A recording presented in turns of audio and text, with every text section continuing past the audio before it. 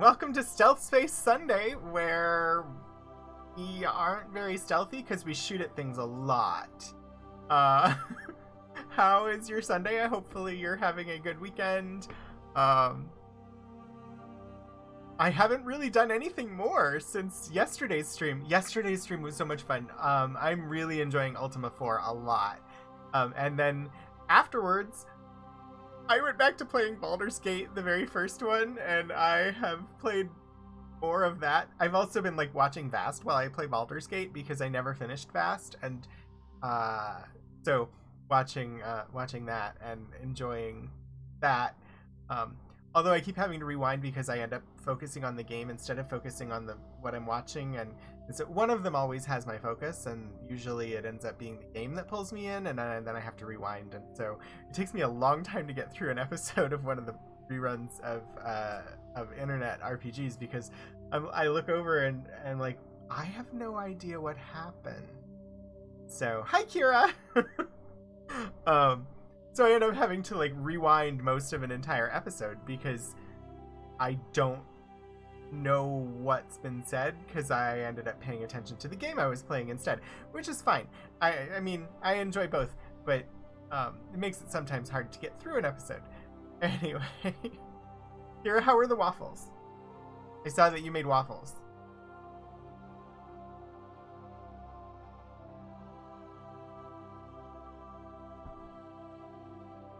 Tasty. Yes. We have a waffle iron and we barely ever use it.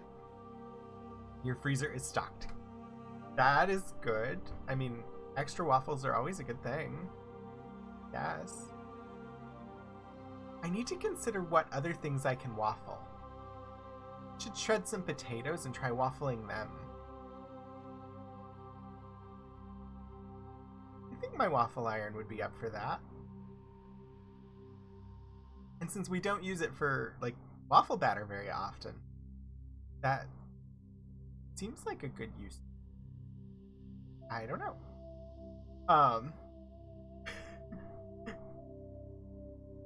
I literally, my brain just said, hey, Kickstarter. There are two Kickstarters that I've been watching that I'm like, I want. There's a new Forbidden Lands Kickstarter that I'm really excited about because it adds basically 2 new books and they look really good. One of them's basically like a monster manual, and oh my god, Forbidden Lands is so much fun. So been eyeing that one. And then of course there is the Avatar, the Last Airbender RPG, and I've seen some of that show. I never saw the whole thing. I know I'm bad. I need to watch it. I've seen just the first season maybe, and I know it's supposed to get way better than that. Which is, everybody loves it so much, which is part of why I'm eyeing the Kickstarter. I may go and back it at the PDF level or something just so I have a copy, because I would hate to not have it, but then if I'm gonna back it, the printed copies are always nicer, and I don't know. I marked that one as to watch. It's already at over 3 million, I think, in funding, so it's definitely being made. So that's a thing. You got your second hand from a friend of ours, so don't feel bad and don't use it every week. I haven't waffled anything but waffles in my waffle iron, but we got ours for our wedding. So, but then again, we had been living together for so long that when we registered for wedding gifts, there were so many things that we didn't need that were typical, register for this for your wedding, that we were trying to figure out what to put on the registry to say, hey, these are the kinds of gifts that we want, because most of the setting up household type things we already had, because we had been together for many years before we were finally allowed to get married by the government. So yeah, that's anyway. So we're an hour earlier than we have been Mostly because at the end of stream, I'm going to raid over to GaryCon Live for the Gax Pack, which is hilarious. If you haven't seen it, oh my god, it's hilarious. Essentially, a group of interplanar adventurers, most of whom are played by people that you see GMing games across the Twitcherverse.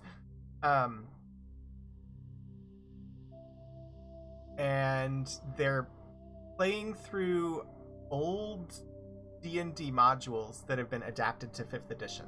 So Jason Charles Miller is the DM, and then B. Dave Walters, and Team Did Eric, B. Dave Walters, Eric Campbell, Elisa Pearl, Adriana Cazador, and Vivid Vivka are the players, which is an amazing lineup, and they're absolutely hilarious every week. They used to be on Saturdays, and later in the evening to where they weren't somewhere that I would raid on Saturdays, but now they go live at 1 p.m. Pacific. So by just shifting my Sunday stream by an hour, I can just raid straight into them because that's where I'm going anyway. So that is the plan for the end of stream, because they are absolutely hilarious. If you think I like chaos and you think that chaos happens on my channel, wait till you see that. It's just chaos so much more. Like, we barely have chaos here. I would love some chaos, but we barely have any chaos. That's chaos. Anyway, so we're gonna dive back into Mass Effect today. It's been 2 weeks since I looked at it. Because last week I had a massive headache that would not go away. So I didn't end up playing. Let me go ahead and switch to... Once Streamlabs decides there's a game, there we go. We will get into some Mass Effect. I don't know where we were, because why would I know where we were? That requires me to remember what's going on. Apparently we're on a planet. We are on Amaranthine. And there's an engineering outpost and an anomaly and some debris.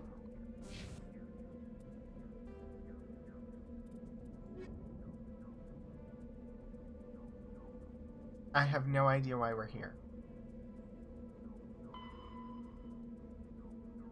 Go to the Yangtze system in the Voyager cluster. That doesn't sound like it.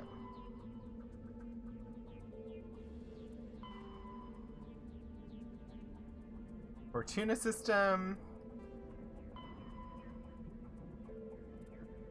I have no idea why we're here. We may have just landed because we could, which is something that we do. Looks like there's a mineral deposit up ahead of us, so let's go get it. Ah. Oh, come on. Up the hill. Go, go, go, go, go, go, go. Go, go, go, go, go, go, go. Up. Yes. I am going to brute force my way up this hill. It's gonna happen. There we go. Up, up, up, up. Up, up, up, up, up. Saying up certainly seems to be helping. Up, up, up, up, up. Up, up, up. Mako, go up the hill. Mako, go up the hill. Okay. That's...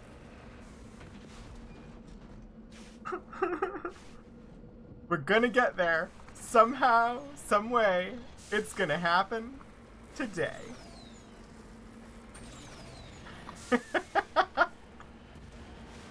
Honestly, trying to navigate the Mako is one of the most fun and hilarious parts of this game.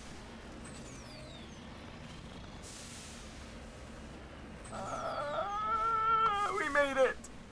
We made it to the top of the hill. I have no idea how far the mineral deposit is from here, but we will discover. Around the corner, up, over. We're almost there. I see it on the mini-map.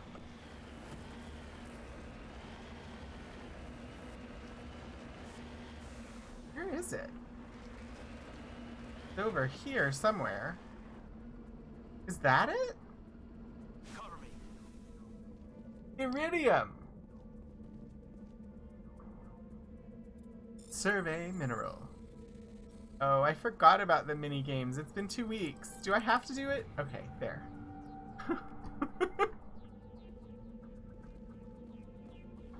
All right, we got that mineral. I have no idea where we were, what we were doing, where we were going.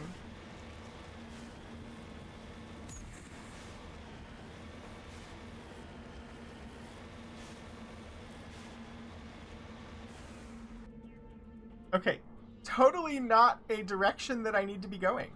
Let's head south.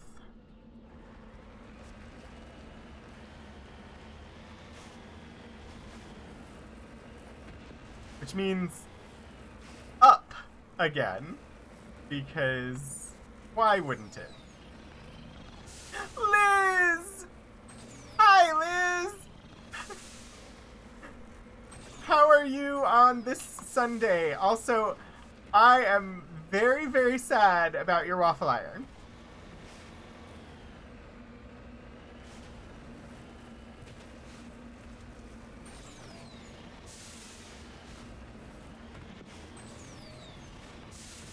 Although, you know, if I haven't looked at your wish list recently, I should do that because, you know, your birthday was day before yesterday. But if you've got a new waffle iron on your wish list, I will totally get it for you. Leftover birthday Indian sounds good. I haven't had Indian food in a few weeks. Surprising literally no one. My favorite Indian dish is Rogan Josh.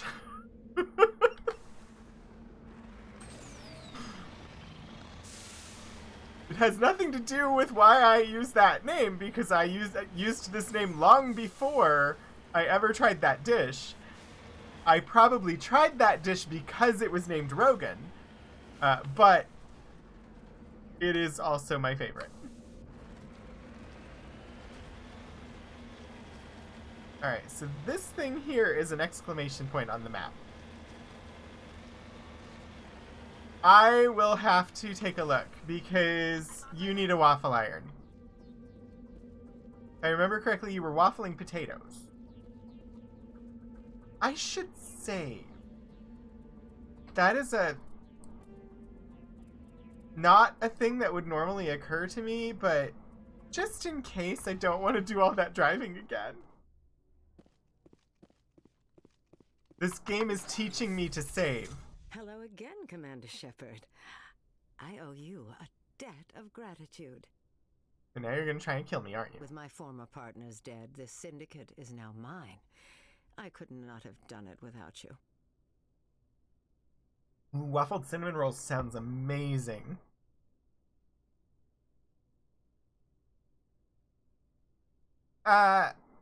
Here, the plan is 4 p.m. Eastern.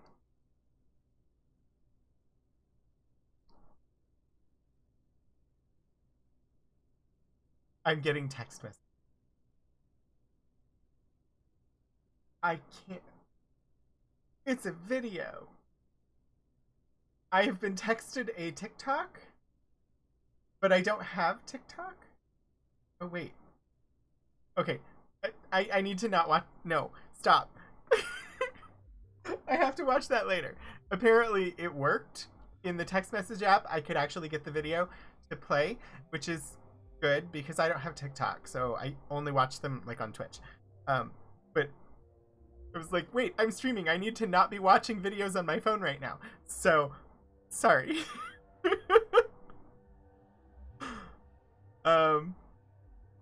With my former partner's dead, the syndicate is now mine. I could not have done...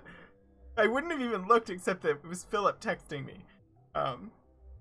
And usually if he's texting me during stream, it's because there's something that I need to look at.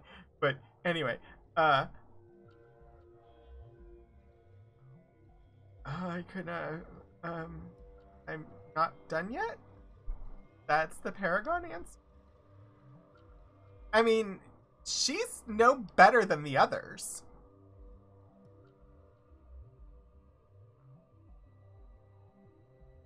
It's a very important TikTok. It was, what your favorite fantasy/book series says about you was... I didn't watch the whole thing yet, so I don't know the answer.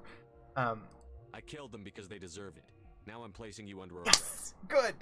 Sorry, I shouldn't have clapped right in front of the mic. Under my leadership, this organization will restrict itself to gambling and smuggling illegal technologies. These crimes are hardly worth your time. If you press We're just the gonna issue, restrict my ourselves to assistants monetary are well crimes. equipped to deal with you. Oh. I could walk away. And honestly, I don't care about this. Philip followed up with another text just saying, apparently you do not exist. So basically, I take from that the Shannara series appears nowhere in the TikTok. This gang has a reputation for drugs and slaving. It's too late to change that. Perhaps you're right. Perhaps this organization has been so tainted by those two idiots that it cannot be redeemed. If I disband the gang, I walk away freely. I have not come so far to be arrested. I would die before going to prison. I would most certainly kill before going to prison. Now, do we have a deal? Oh god, Is this the time for me to go renegade? Because I really feel like saying no, that we don't have a deal, and just killing her now. But also... Oh. For now. You're free to go. I don't ever want to see I'm this... definitely going to be killing her If later. I do, You won't. I'm not so foolish as to break my word to a Spectre. Now, if you'll excuse me, my men become nervous in the presence of law enforcement agents. Goodbye, Shepard. She's definitely going to show up again later, and we're definitely going to have to kill her. She won't talk to me anymore. But I can come inside. That's interesting, that I'm able to enter the facility after that conversation. Oh, look, it's a mercenary. Mercenary? A mercenary. They won't talk to me either. Why is everybody being so rude? What's going on? What was that?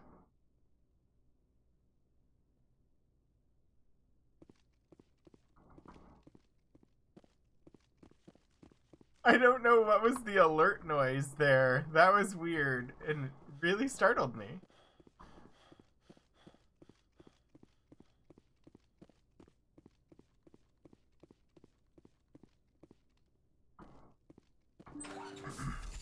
I've had one TikTok before that was sent to me that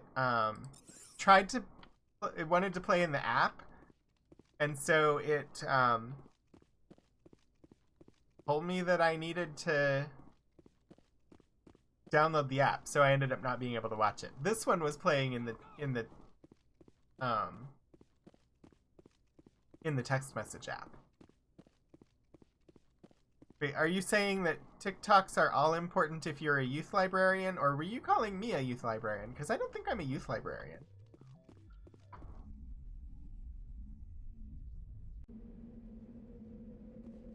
I mean, nothing against youth librarians. I actually think that you all are amazing, but I am not one. I would get so annoyed so quickly trying to deal with kids.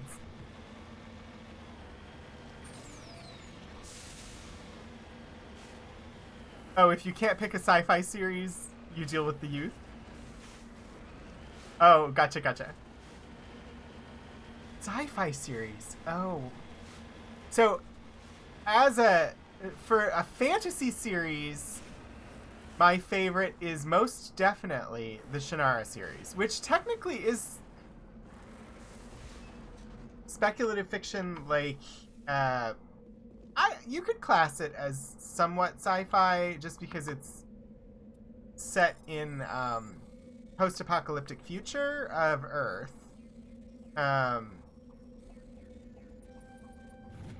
Although I got into the series before that became a part of the series. And then I think probably my second favorite fantasy series was probably the Pern series. But again, Pern is actually sci-fi too. And my favorite book is Dragon's Dawn, which starts out on a spacecraft when they're arriving at the planet. It needs horses and a vaguely medieval heading towards enlightenment setting. Yes. But I love Pern, although there are some aspects of it that I wish were slightly different. There's the vague hinting of same-sex pairings because of the blue and green dragons, but that's all like in the shadows and in the background, and they're slightly looked down upon. And so not absolutely my favorite, but wow, I love Dragon's Dawn, which is... So I love that one. And then I love... Asimov and Silverberg wrote a novel based on Asimov's short story Nightfall, and I love that, and it's just a standalone. Brandon Sanderson put out a book called Elantris, which also is a standalone that I really loved, which is surprising because it had a lot of political intrigue in it. And I don't always get into political intrigue, but the book itself was really interesting to me. I've actually been thinking about it quite a bit because of Exandria Unlimited, and some of the aspects of that story have reminded me of Elantris. And then... what was the... McCaffrey has a weird queer story with two dudes and a lady. She was trying to be an ally, I do think.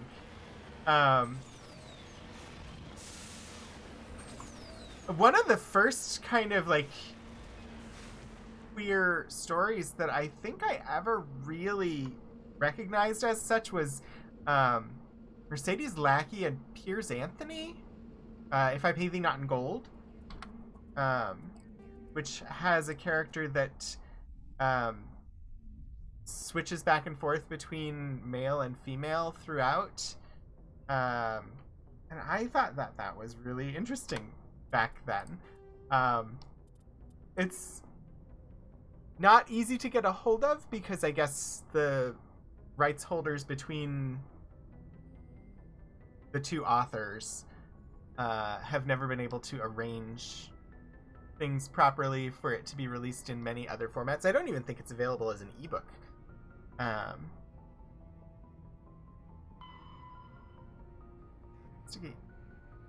Yeah, If I Pay Thee Not in Gold.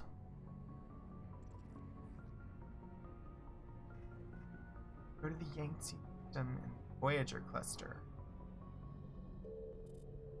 Well, we're going to the Yangtze system in the Voyager cluster next. I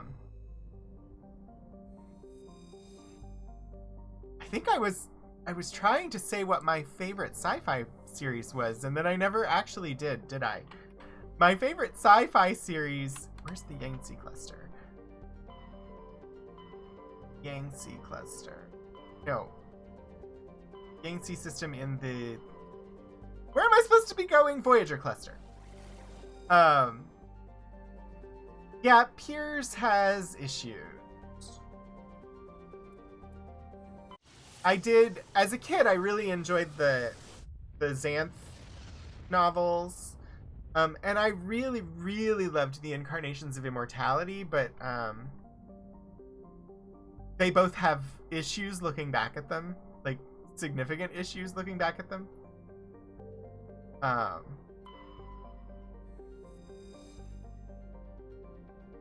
But a lot of my favorite sci-fi is actually Kim Stanley Robinson. I loved the Mars trilogy. Misty's Vaniel trilogy. See, and yes, the Vaniel trilogy, and I didn't end up reading it. Actually, I've never read it on paper. I listened to it as an audio, as audiobooks, and not until I think I was in grad school. So like 2013, 2014-ish was the first time I ever read that series.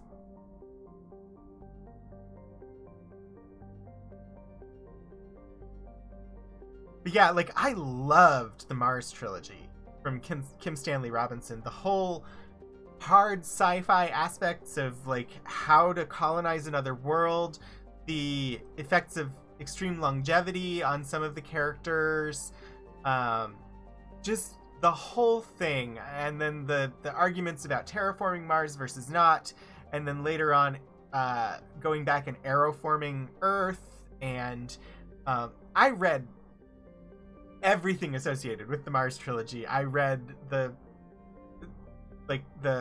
satellite books around it, where like they go out and they like start terraforming Pluto and doing stuff like that. It was amazing. And I loved the economic analysis in it, which is one of the weirdest things to say. Like, just the way he talks about economics in that book made so much sense to me. Like using kilocalories instead of currency, and your work equates to a certain number of calories spent in doing work, and that also tied into how many calories you could get of food, and like it basing it on a unit of energy rather than a unit of nothingness. I don't know. It worked for me. I would have to go back and read it again because it's been a few years to actually get the full analysis of the economic system that he developed, but it was clear that he had thought about economics when writing that book. And yeah, I learned so much from that series. And I did not switch to just chatting screen because I'm playing this game. Padachiri has a thin atmosphere composed of neon and chlorine. Its frozen surface is mainly composed of silica with deposits of copper. During the long cold night, the chlorine in the atmosphere falls to the ground in the form of frost. Orbital period 123.6 Earth years. Radius 7,304 kilometers. Day length 57.7 Earth hours. Atmospheric pressure 0.42 Earth atmospheres. Surface temperature minus 118 degrees Celsius. Surface gravity 0.99 G. We can survey it. And we got some thorium.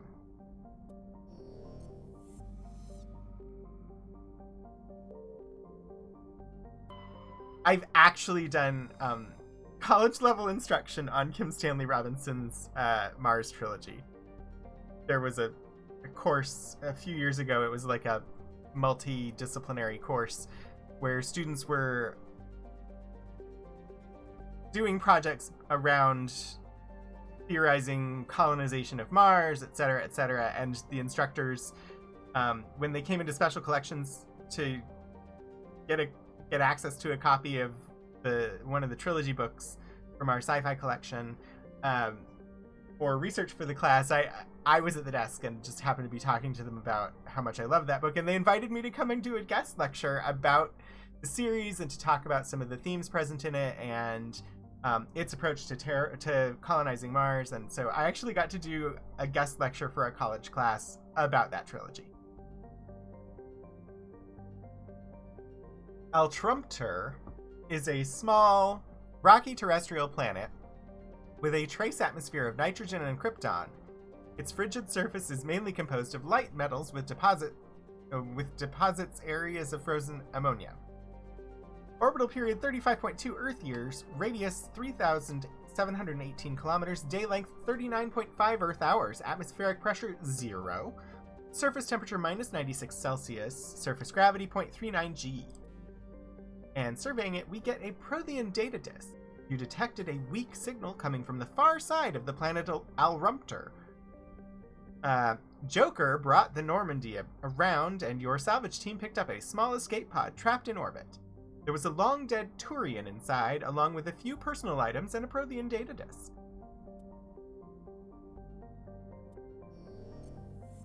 It was probably one of the most fun things that I have done instruction-wise, Liz, and then the professors, like,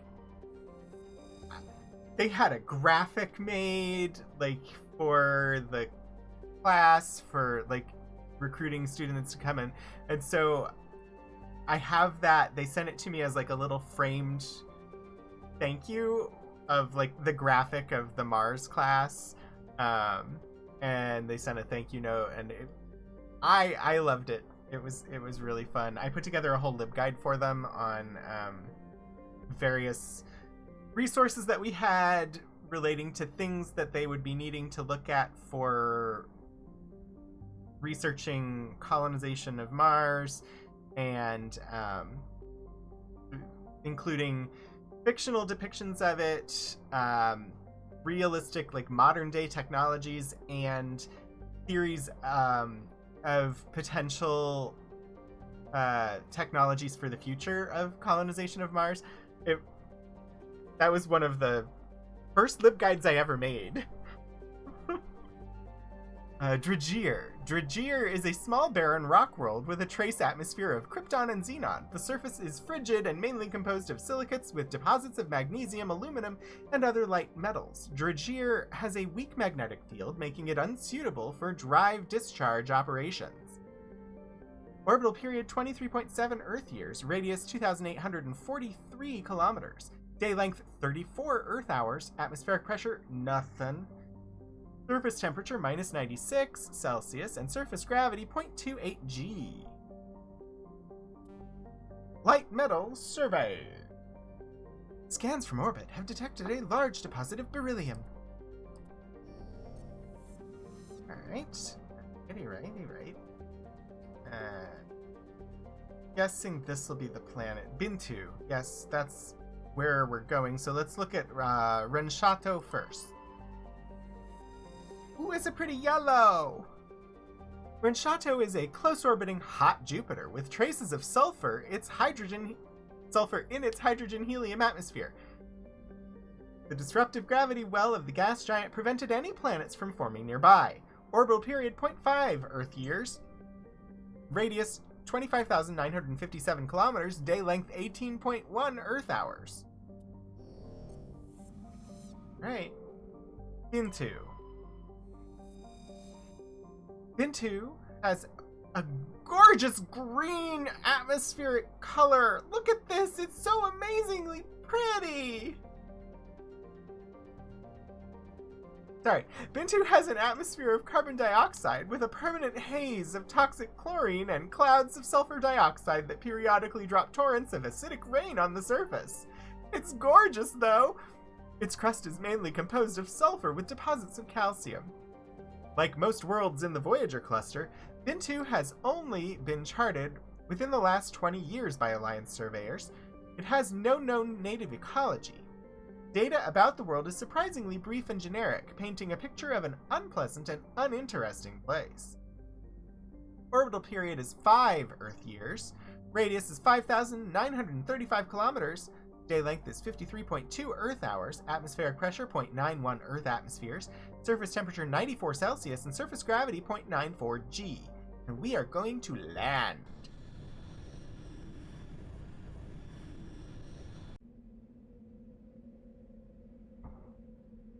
And we're taking our boyfriend, Caden, even though he doesn't know that we're his boyfriend and we're not allowed to romance him yet. And of course, taking Tali, because she's awesome.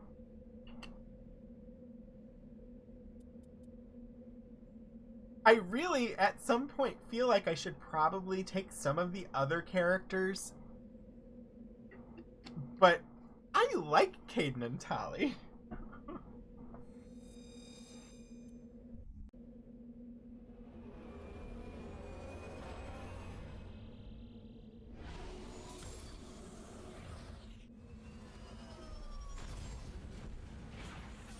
Alright. We are planet side once more.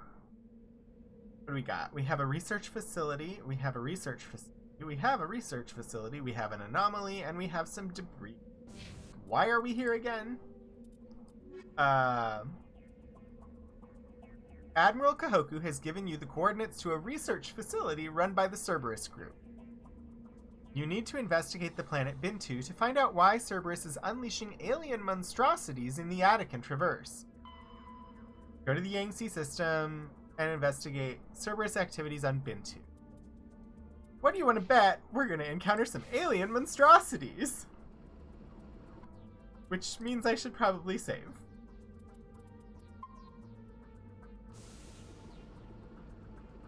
Well, let's look at this anomaly first, or this debris first. The anomaly is near a research facility. I'm going to go for the debris first, which means I need to go west. Oh, nope. Never mind. There's a mineral deposit straight ahead. We're going there first.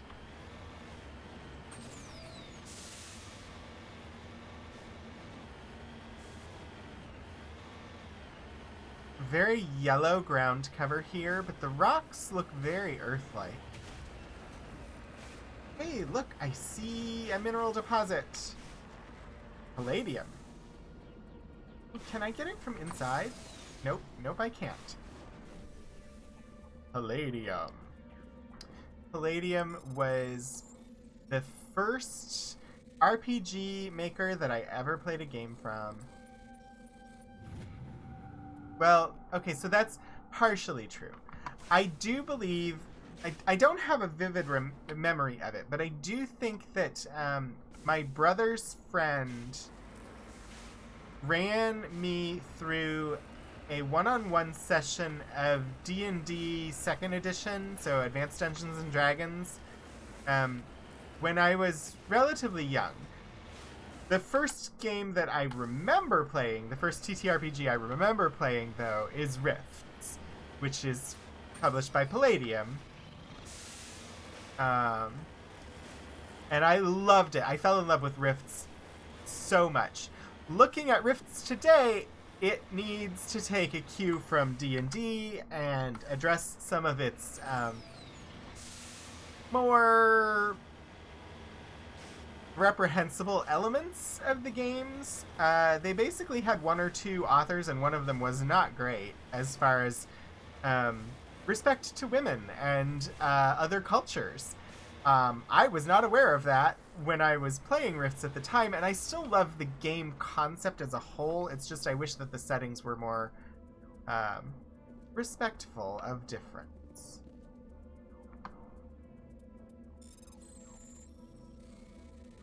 So I love the idea of you're on you're on Earth and these rifts opened up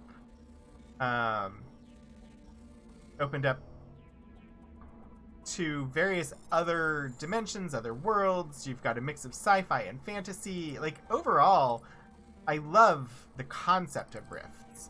It's just got some problematic elements that should be addressed.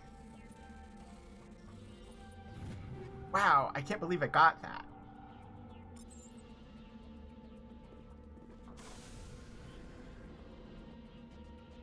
Hey, should we go for the anomaly next, which is basically directly behind me?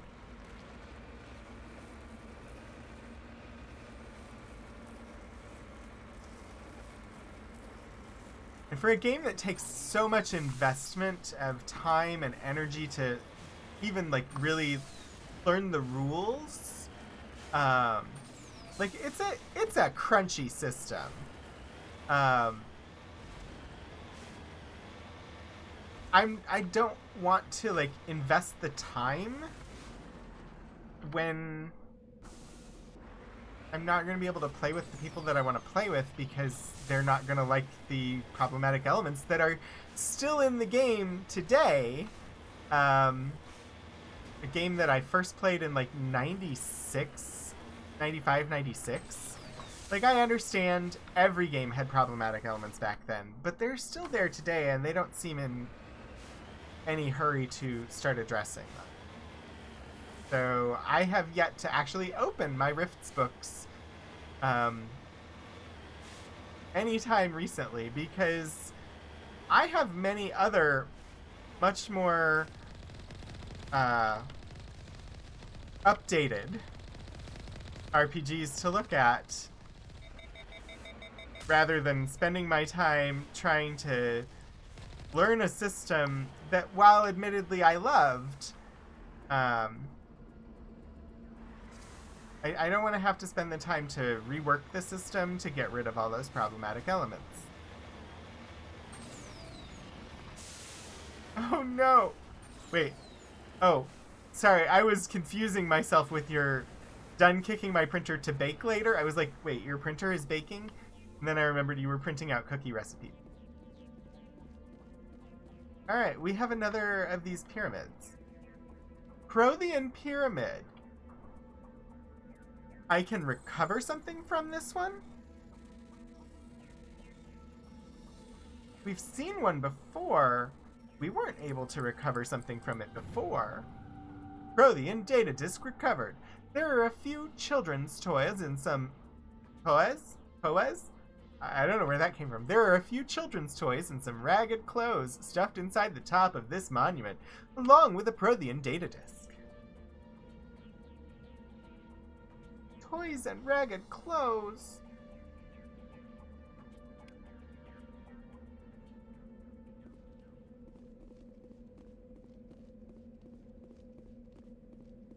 You have returned sans distractions.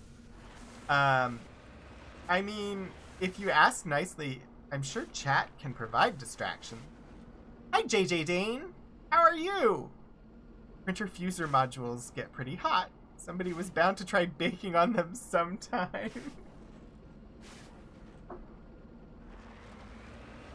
For some reason, when Kira, when you were saying you had finished fixing your printer so that you could bake, my brain immediately thought that you were using some sort of newfangled 3D printer that would create baked goods. And I'm here for that. Let's make that now. It seems sort of like a replicator. In the Star Trek sense, not the Stargate sense. Because Stargate replicators not nearly as nice as Star Trek replicators.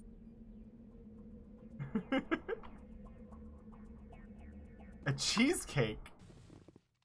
You like paper recipes on your fridge to reference? I mean, I would rather get ingredients all over my paper recipes than on my iPad. Or my phone.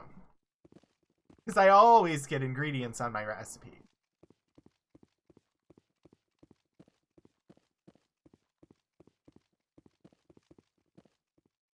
$3D fried dough. Yeah.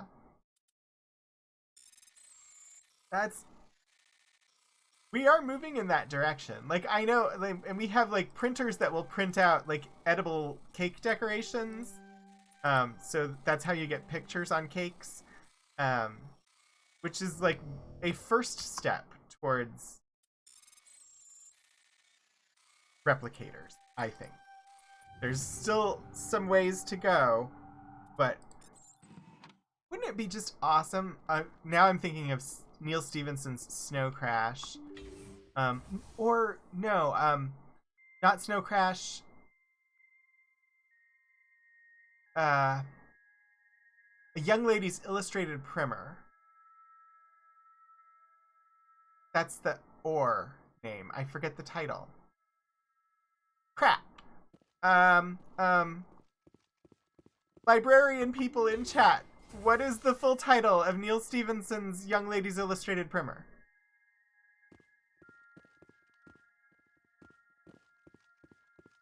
The Diamond Age. It's The Diamond Age, or A Young Lady's Illustrated Primer.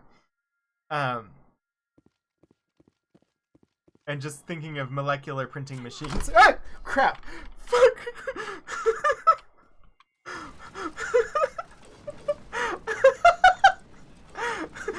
I don't normally get quite so freaked out when the battle starts. Wow, what was that?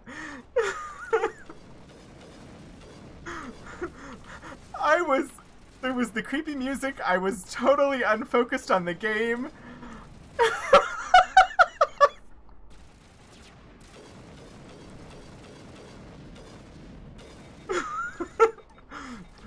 I mean, there's a monster in the middle of the place, and I was just wandering around. I was like, this seems safe. What was I thinking?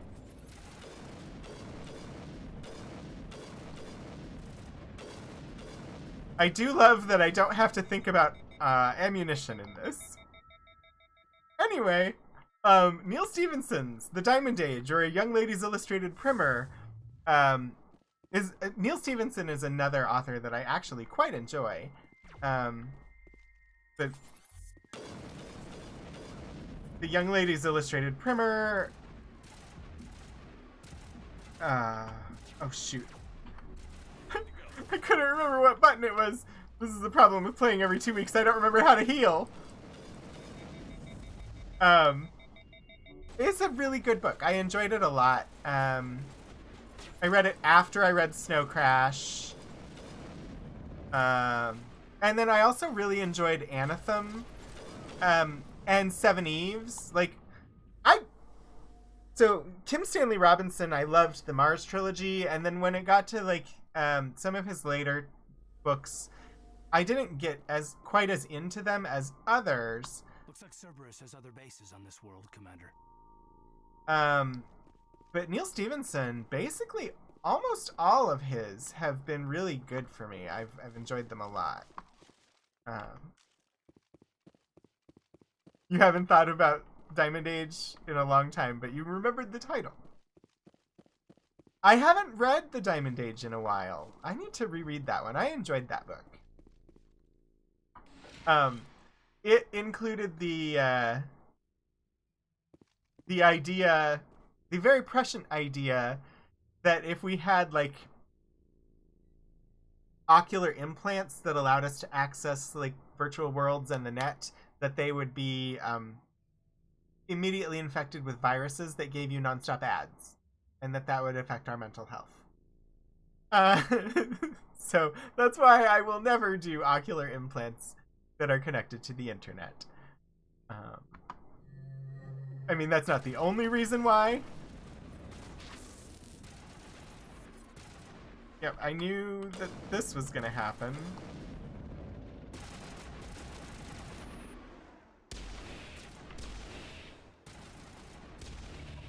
You've eliminated the threat at this facility. Continue to one of the other nearby labs. Was it? I think we got it, Commander.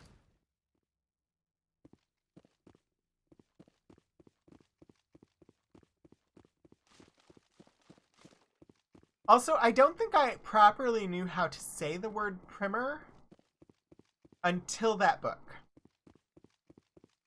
I think I had always just read it as primer. And it wasn't until that book that I discovered that it was primer. Okay. That's what I wanted. Z, X, X. Hello, Lord Portico! We just killed some weird monster bug thing. How is your weekend, Lord Portico? Tad Williams' Otherland. No, I have not read that. I'm going to need to put that on my post-it pad. I still can't remember the name of the art museum in Chicago. Is it just the Art Institutes of Chicago? I don't remember. Tad Williams. Otherland. Hey, there's something on my post-it pad that is not a video game that I need to look at. Yeah, my notepad with Hosokai's Great Wave off Kanagawa. Saw some friends that you hadn't seen in person since the pan pizza started baking. There are quite a few people I have not seen since the panda started its rampage.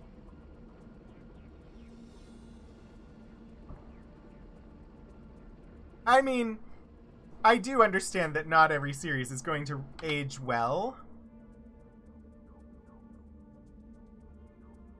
Wait, all of them are marked off now.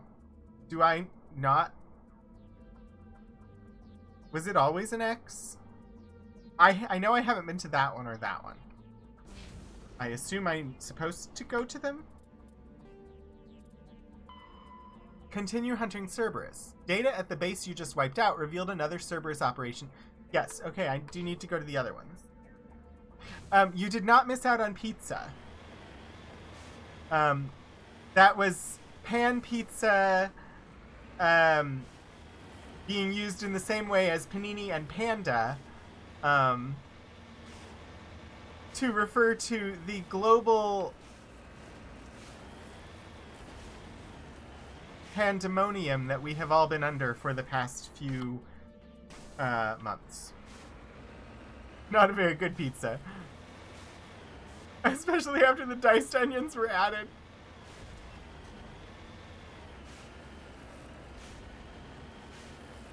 Hey, I mean, the government is not giving us any more money right now, but they did extend the student loan moratorium until the end of January, which is nice. They also said that this will be the last extension. But, you know, that's going to put it at basically like 2 years that they have not required payments. And if they can get by without 2 years of student loan payments, they should just forgive the freaking things already. Sorry. I'm just annoyed because all of mine are federal student loans, and I finished grad school with around 70,000 in federal student loans, and I currently owe like 130,000 because of the federal loan interest. So they should just frickin' forgive the loans already.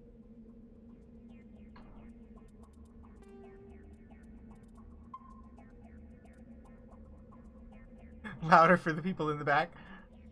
Here's Anthony's Geodesy series. I don't know that one, Liz. Apparently I'm thankful that I don't know that one.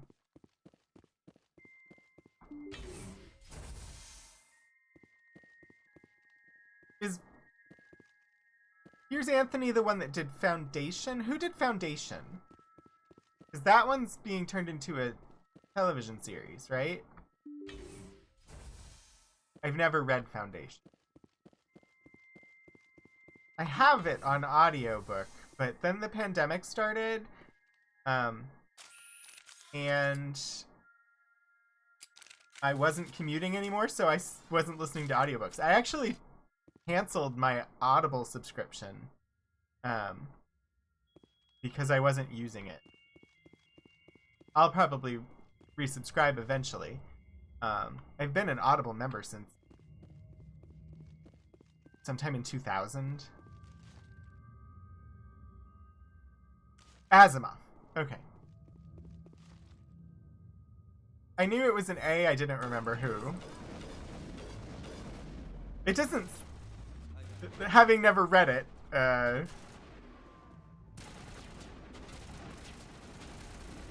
You. Die. Die, die, die! How about you die too? Come on. I have a lovely sniper rifle. You just need to step out and I will shoot you with it.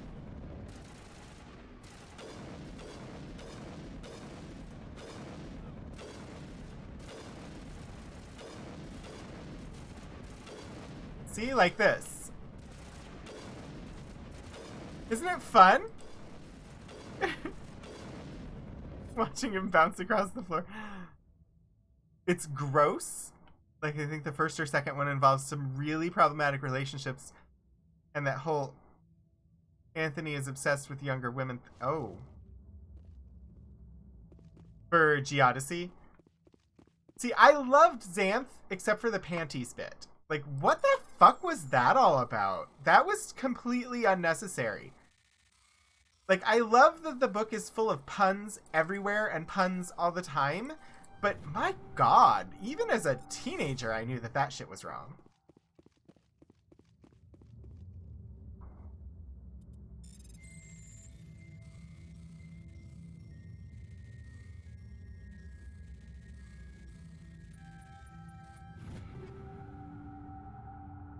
you read Foundation years ago might be interesting with a 2021 take on predictive science like psychohistory. Interesting. Yeah, a lot of gross sexualization of young girls. Like, the concept beyond that, I really love the Xanth series. I have, like, basically all of them that I scrounged used bookstores to find.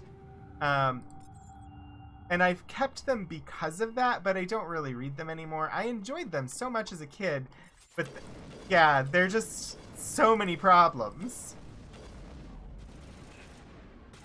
Oh, he's got biotics. They're not going to help him. I do too, and I didn't even need to use them to hurt him. Don't ever read any Xanth books again. Just keep the puns in your mind.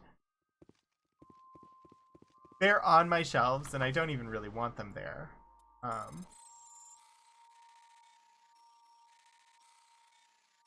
And then Incarnations of Immortality with the depictions of the Romani people in those. Like, they were unnecessary. They weren't. They were very stereotypical. And just like, no. That was unnecessary. And as much as I love that series, I also just don't want to read it anymore either. You burned them. Wow.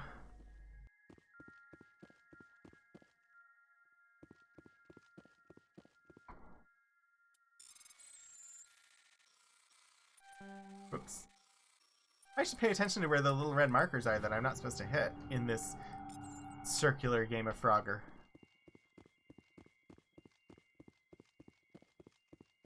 Okay, let's... Are we ready? Let's go! Thorian Creeper? Sounds like a plant.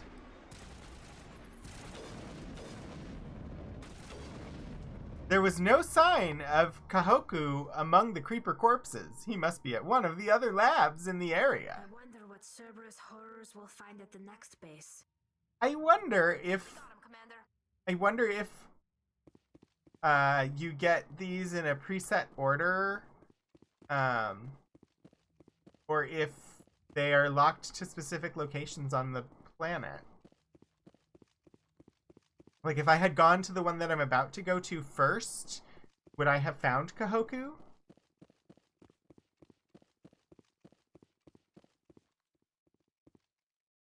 You love his concepts. His plots and characterizations are horrible. Agreed. He was very much not appropriate for me to be reading when I was, like 14 years old, but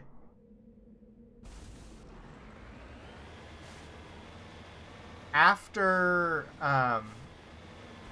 discovering the Heritage of Shannara tetralogy by Terry Brooks and reading every book Terry Brooks had ever published, I think my brother got me into the Xanth series with Piers Anthony, and then I ended up reading all of those.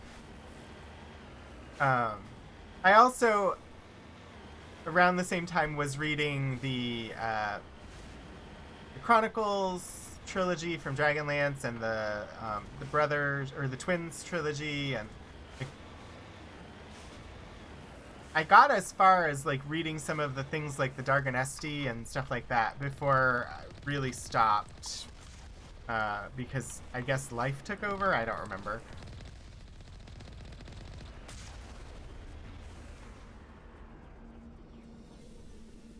I'm sorry. The body is in another castle.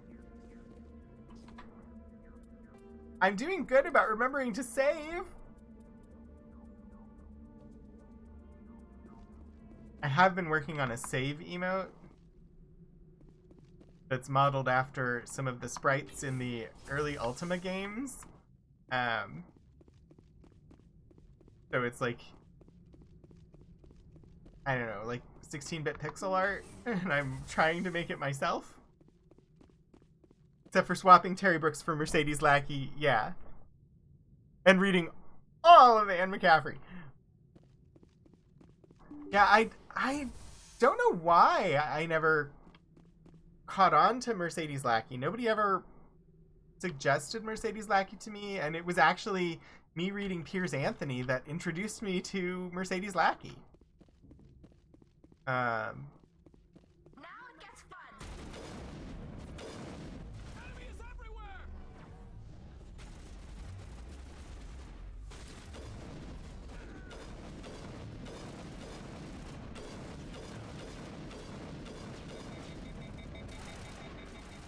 Oh, the Rowan. Oh my god, I love the Rowan. I made my husband listen to that. I made him listen to the entire Rowan series with me in the car when we were going camping in the Badlands. So good.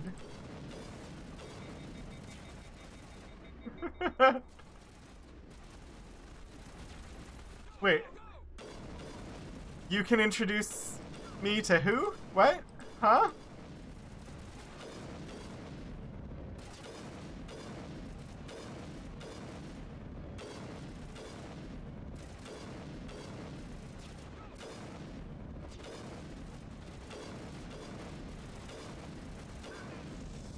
Got it. Hello, just here for coffee. Ahoy, ahoy, ahoy, ahoy, hoy, hoy. How are you today? Oh, it is so fun playing a modern video game.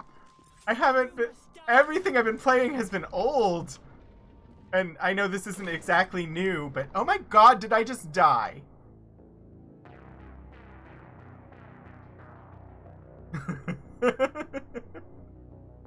Have you heard of Our Lady and Savior, Mercedes Lackey?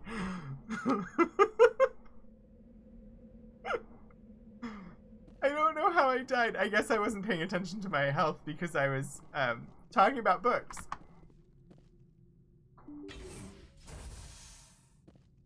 It's okay. This is the first death today. Mixed feelings about Anthony. Problematic, but letters to Jenny. Yeah, I read that one too back in the day, and it did. I did find it very interesting. Looking back though, knowing more about him, I'm with Liz. I'm basically just giving up on him as somebody that I read.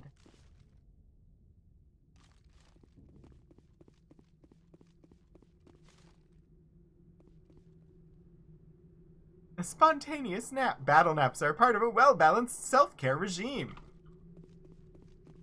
Battle naps. Get yours today. Okay, but...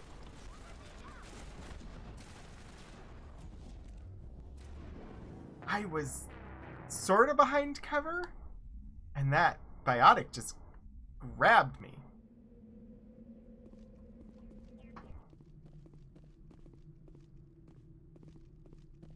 Alright. Third time lucky? You do need to choose your time and place carefully. You can't forget Piers Anthony did give you a lot of good memories. Pretty much, you stop at 1, finishing a book a kid wrote after the kid died, but changing everything, and 2, literally defended pedophilia. JJ Dane, you did not imagine that somebody was doing a Vanielle series. Check Librarian Liz's Twitter feed for all the information you could ever need. The afterwords in his books about Jenny were one thing, but the way he wrote her insert character was something else. Yes. And see, I didn't know it was an insert character before I read the character. Oh, come on. I do need help. Please do the helping.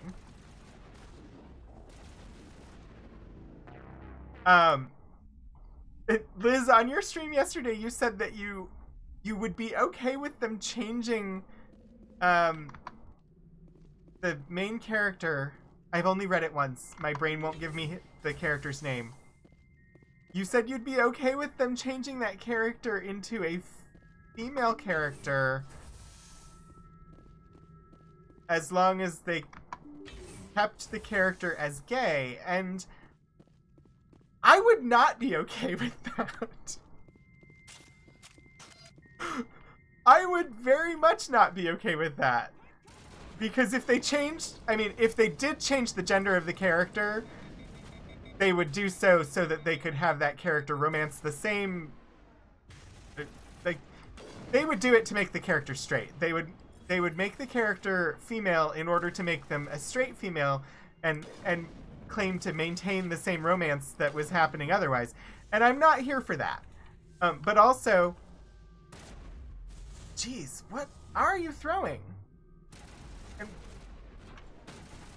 can grab me behind walls, and I don't like that. Stop it! I can throw biotics too, you know.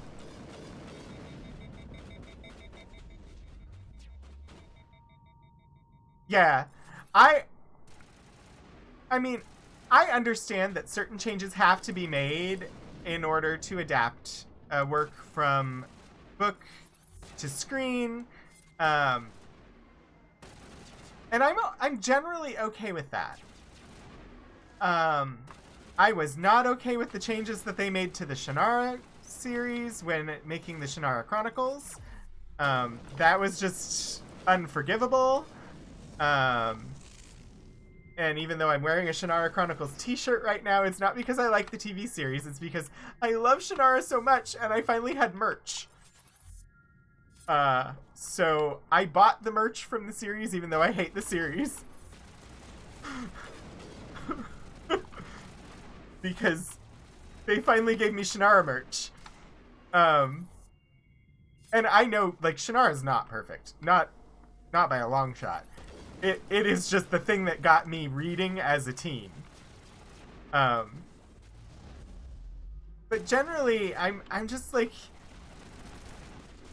I'm not okay with them changing anything about the main character and that character's relationships.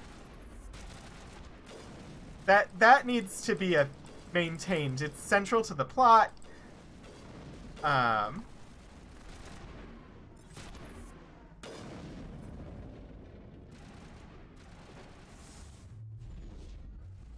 Thank you, Liz, for protecting my stream chat even when you're not a mod.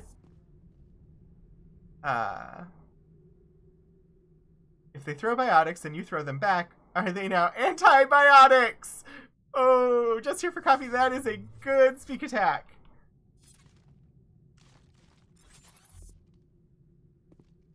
I will catch up on chat eventually, but right now I'm killing a dude.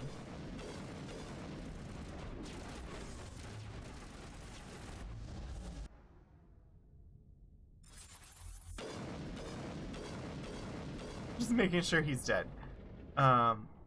Basically, you don't want them to change a thing, especially not his gender. It's not okay. But if they did and the new Vaniel was still gay, they might be able to keep some of the themes. Yeah, I mean, that makes sense. But then they would have to change multiple genders. They would have to change Vaniel and Vaniel's romantic interest. And so why do that? Plus, I'm going to say, and granted, I have not been paying attention to a lot of recent media, so I can't know for sure, but like growing up, it was much more common to see lesbians depicted on television than gay men, at least in a positive light. So I really, really want this to be a gay male character depicted in a positive light. I don't care what they do as far as, like, they can make this character any race they want. That doesn't bother me. Just give me a gay male character depicted in a positive light, please. In something that's sci-fi fantasy. I don't remember the little white mare part, and so I'm glad that I don't, apparently.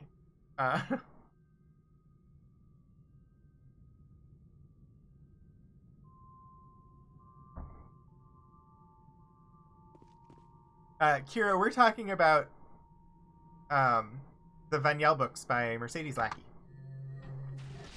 One last stop to make, Commander. We owe Kahoku that much. Wow. That... Opening that shield... Hayden was on it. You check for a pulse, but find none. Admiral Kahoku is dead. Despite the ferocity of the creatures he was sealed in with, there are no signs of trauma on his corpse. The needle marks on his arm suggest a different means of execution. Damn. It's the Admiral. Cerberus must have tracked him down. So, I don't know if anybody else noticed, but I noticed that we were infiltrating some Cerberus research facilities, and there were 3. I want to put the guns away. How do I put the guns away? I thought I put... I don't remember how to put the guns away. H. There we go. Cerberus has 3 heads, and there were 3 research facilities.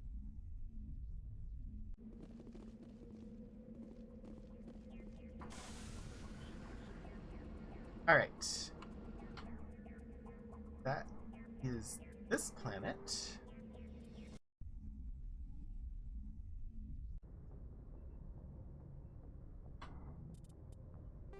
What do we have next? Hades' dogs. Oh, we did that one. That one, we just need to turn it in. You found the location of Major's head. Oh no, it's another.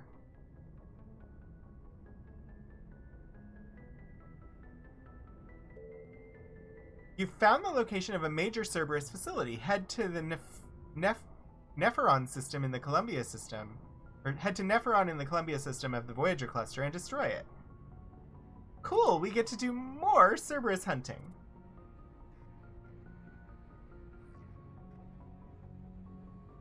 Super curious as to what they'll change. Really depends on where the show ends up. Yeah. Who's doing it? I don't remember. Or it was just optioned. They haven't... Have they said a production company or like Amazon or Netflix or something like that?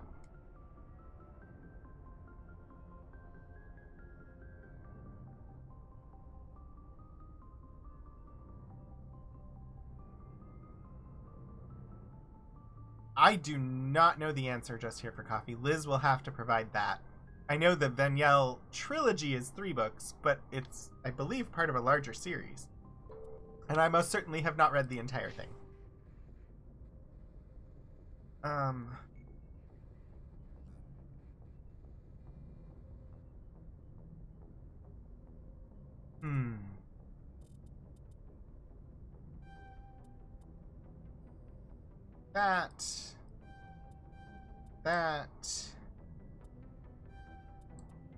That seems like a good level up.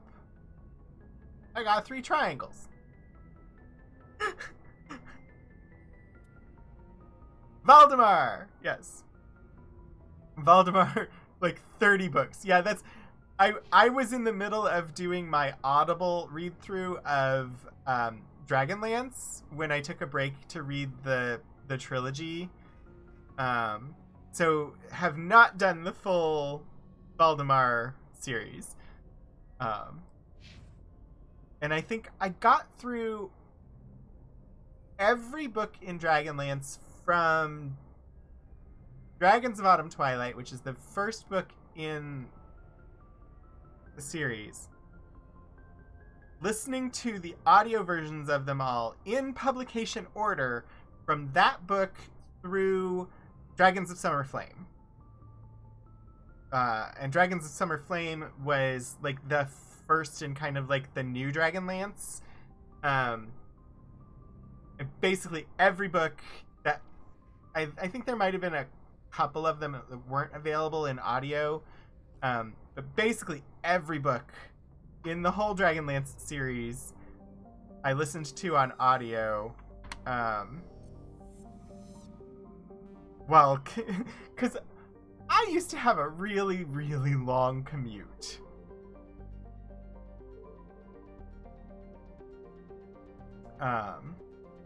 So I got to listen to lots of audiobooks. Like 7 trilogies. Radar? I don't have any idea who Radar is. Other than a character on MASH. I mean, so I got super, super amazingly excited when the Shannara Chronicles were announced, and then I got less excited when it was announced that it was being made by MTV. And then the product that came out was exactly what I expected from MTV. When it needed to be more like The Lord of the Rings. Like, it needed to be more like what Warner Brothers did with The Lord of the Rings, and instead we got an MTV fantasy sci-fi series that was very MTV. And did not fit with the tone of the novels. Like, I didn't have a problem with them changing certain things.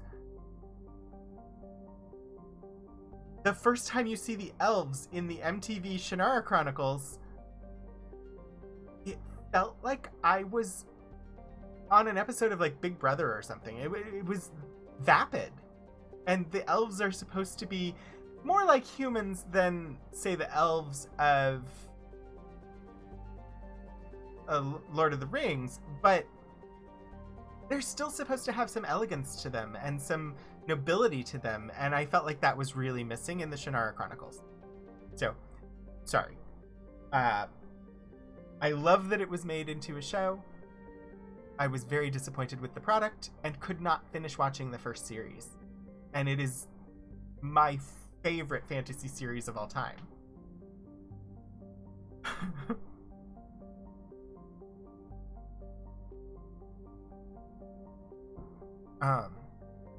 Gromar.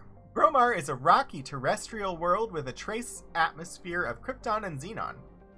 The frozen surface is mainly composed of copper with deposits of calcium.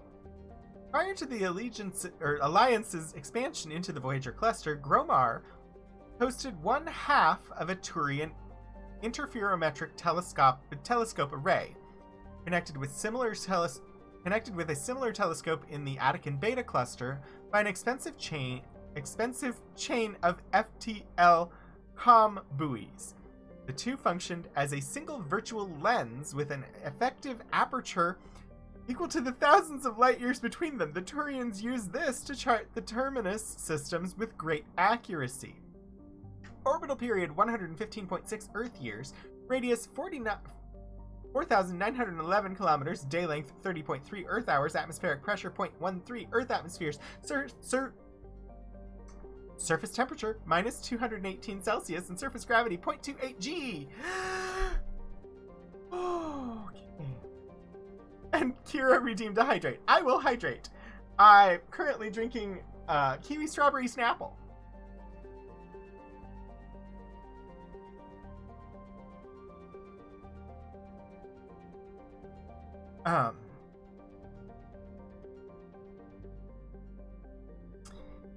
And looking at, we're going until 4. We're a little over halfway through? No, we're halfway through. I'm doing time math in my head. I need to take a quick break is all I'm trying to say. So, I'm going to go to the Be Right Back screen. I'm going to take care of my corporeal form, which needs A, to stand up for a second, and B, to use the restroom. So a little bio break for me. And you should also take a little bio break for you, because why not? So I will be back shortly.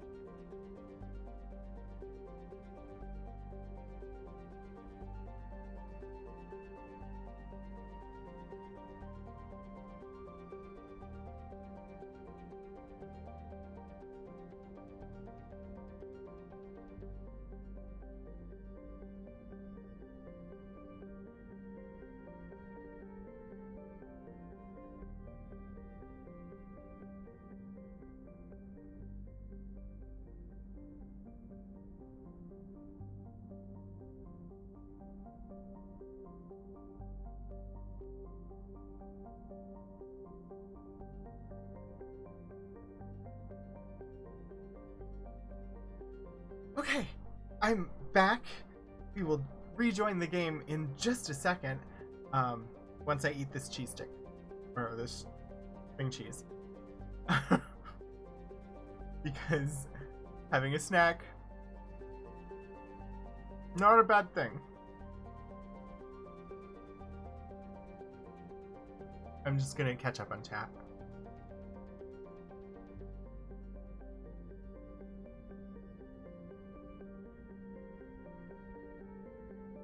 Good place. See, now I have to go back a little bit because you're replying 37 full books, with one being a novella, and then about 12 short stories, not all written by Mercedes Lackney.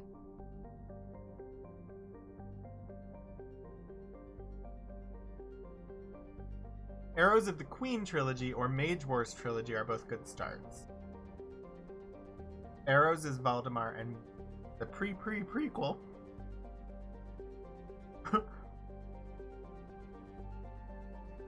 I was like that with Forgotten Realms. I never read Forgotten Realms because I could never figure out where to start. And then I just decided not too long ago that I was going to try and actually read the Drizzt books,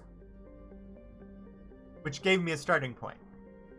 Because I started with the first Drizzt trilogy, and I've read that trilogy, but now I'm reading Spelljammer books, which I thought I had never read before, and I bought them. And there's only like 6 of them. And I read the first one, and it wasn't until like page 200 when I realized I had read that book before. I still don't know if I've read the second one before or not. But I had read the first one in the Spelljammer books before, and I didn't realize it until 200 pages in. And there's only like 230 pages in that book.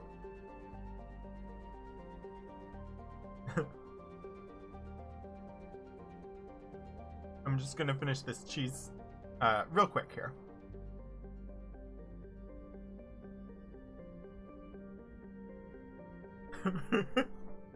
I mean, it was just a funny, weird thing where I'd been reading this book, and it wasn't until like 2/3 of the way through that I was just like, wait a minute, I know exactly what's about to happen.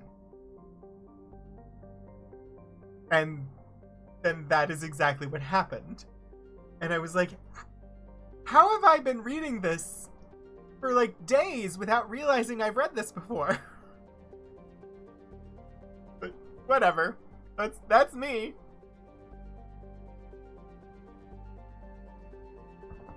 Okay. I have had my break. I have had my snack. It's time to get back to the galaxy. And continue with some Mass Effect.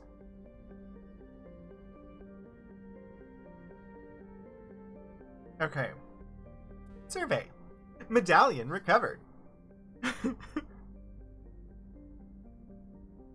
I haven't read a lot of fanfic. I read some Harry Potter fanfic. Some really good Harry Potter fanfic. That had a romance between Harry and oh my gosh. Where did the name go?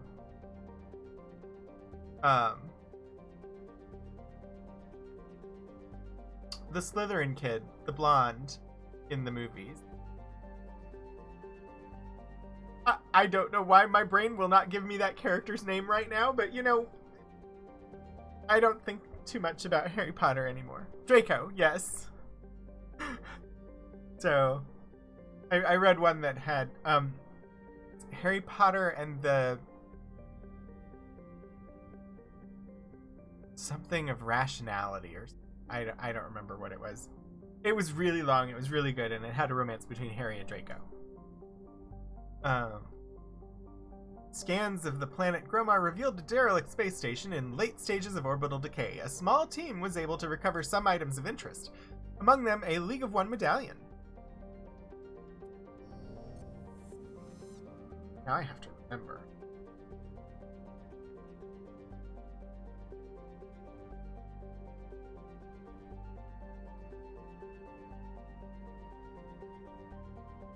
Because I have to. Methods of Rationality. Harry Potter and the Methods of Rationality.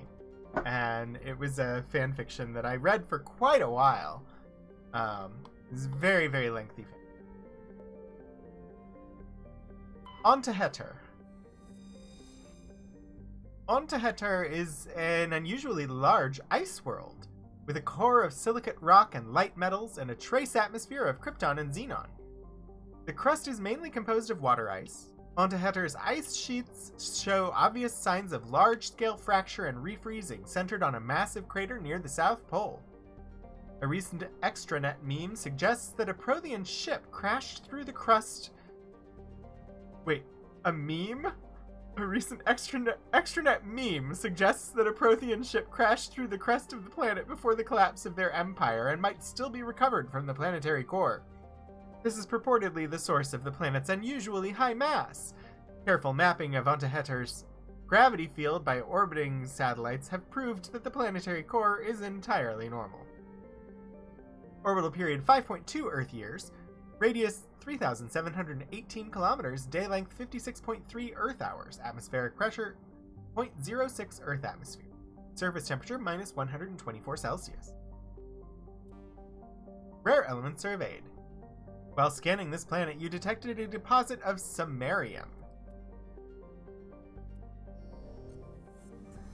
Right. Neferon is our destination, so let's look at Clohia. Clohia is a hothouse terrestrial world with a dense atmosphere of nitrogen and sulfur dioxide. The surface is scorching hot and mainly composed of iron with deposits of gold. The core of Clohia is very hot and tectonically active. Volcanic eruptions are common and outgassing continues to add to the density of the atmosphere. The largest active volcano has a caldera nearly 100 kilometers in diameter, and its basalt floods have covered an area roughly the size of the Earth continent of Australia. Orbital period 0.3 Earth years, radius 7,074 kilometers, day length 47.6 Earth hours, atmospheric pressure 18.33 Earth atmospheres, surface temperature 312 Celsius, surface gravity 1.1 G. And Neferon. Neferon is a barren, volcanic, terrestrial world with an atmosphere of carbon dioxide and krypton. Its surface is mainly composed of sodium with deposits of magnesium. Aside from displays of geological beauty, including many spectacular volcanoes, this barren world is of little interest. Entries relating to Neferon in the astronomical database are sparse. Orbital period 0.8 Earth years, radius 6,865 kilometers, day length 56.2 Earth hours, atmospheric pressure 70.73 Earth atmospheres, surface temperature 37 Celsius, and surface gravity 0.88 G. And we're gonna go ahead and land. Aiden and Tali.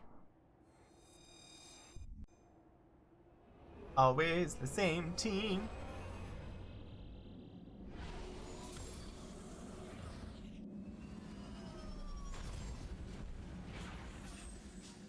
He's so pretty. I know it's volcanic and not the snowy world, but it's still pretty. Need to level Kate.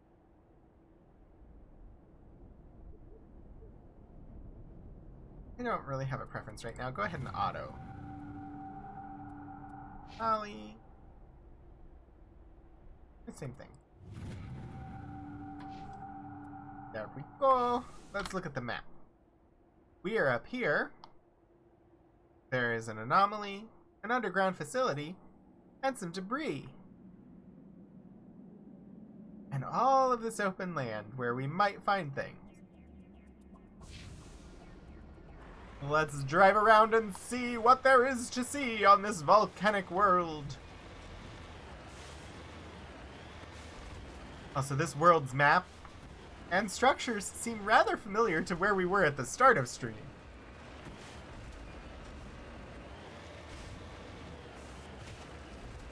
Hey, I see a mineral deposit somewhere in this direction. Up the mountain! Over the mountain! Minerals are down below! Oh, I see them. We're just gonna slide.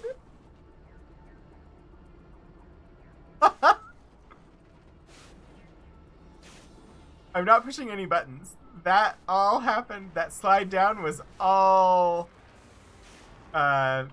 gravity.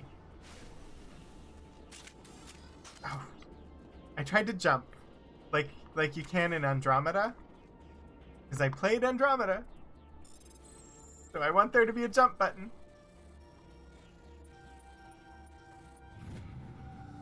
Got some thorium.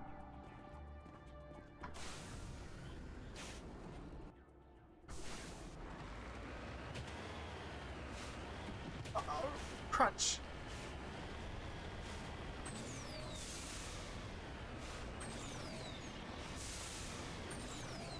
More. Oh, I didn't update at the start of stream. I didn't talk about our D&D game that we've had going on for 5 years, that the past few weeks we kept being told this is going to be the final session. We had our final session.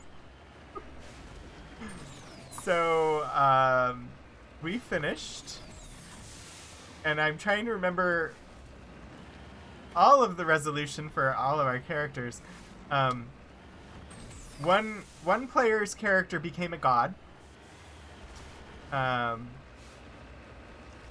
One became a mother, which she really wanted to do. She didn't necessarily want to be the mother of my character, but my character turned himself back into a baby via magic so that he could grow up again. And to be fair, yes, she was already a demigod. Kira, I don't remember what happened for your character. Aside from, like... Oh, you opened a shop, that's right.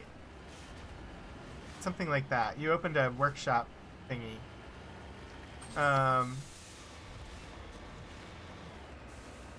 Nothing big. Nothing quite like turning yourself into a baby to have a childhood that you never got to have. Which also means if we ever go back to play with these characters again, I'm going to have to play a different character. Either that, I mean, not technically, I could still play Colby. Colby would just be young. Like, if we played and say, like, I could be playing a 4-year-old. Mara just got to be an inventor with her rescued mentor. Yeah, that's, you got what you wanted, is the important part. But yeah, if we ever do like a one-shot with these characters again, I'll have to decide what class Colby is going to be, and we'll have to decide how many years it's been so I know how old he is. Just do like Saturn and Sailor Moon age up exponentially faster. I mean, that would sort of defeat the purpose. So this character, I was playing a homebrew class from Mage Hand Press, the witch, and my backstory. Kira's character's family had basically locked me in a prison when I was 5 and experimented on me magically for 30 years. And then that was when I managed to escape from the prison and joined the party. They were not nice people. This Cerberus soldier had an identification tag for Captain Varsinth, one of the Solarian soldiers responsible for capturing the League of One. It's unclear how he came into possession of this relic. So then, yeah, at the end of the game, I had a magic spell that would turn somebody into a baby, and if you cast it at a high enough level, that transformation could be permanent. And so, in my ending of the game, I cast that spell on myself. So that, because my character just wanted to have a good childhood. Wanted to have a chance at that childhood that he never got to have. So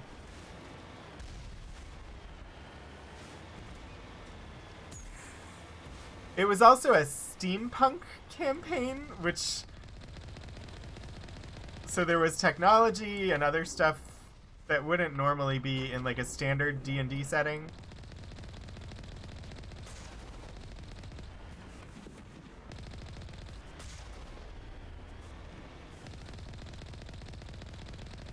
I think we found the facility.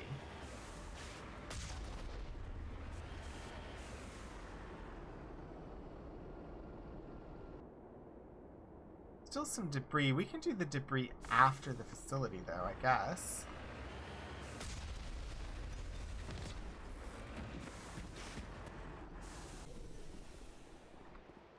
Okay. Move save. Been a while since I saved.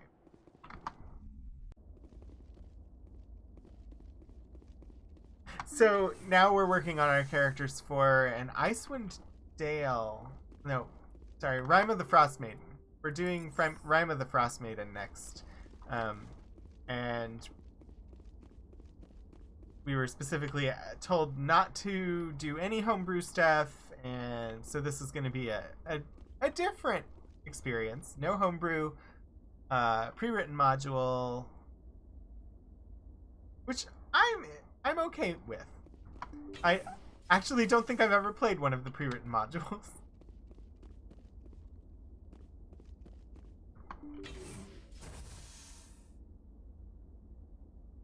Okay, there's lots of people here who are gonna shoot.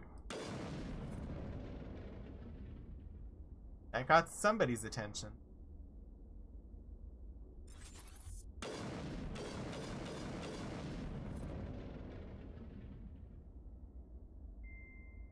Got to take one of them out. Oh.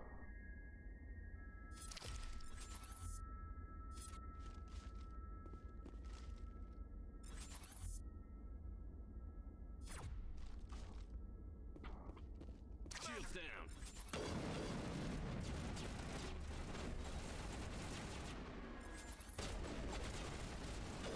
Oh. Ah! You, come back here, show your face so I can shoot it.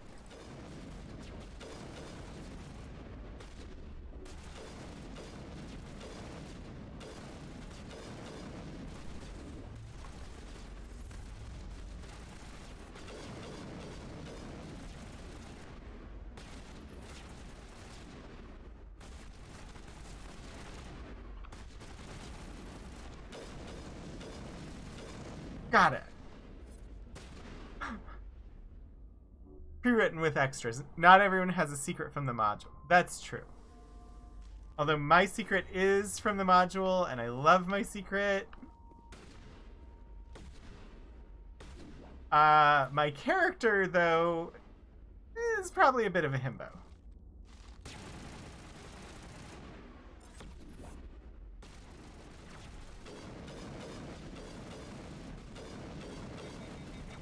Backstory-wise, he was basically an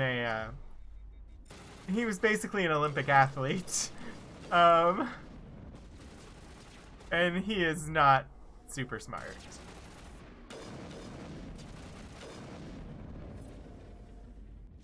I'm playing an Aasimar Cleric of Death in the campaign.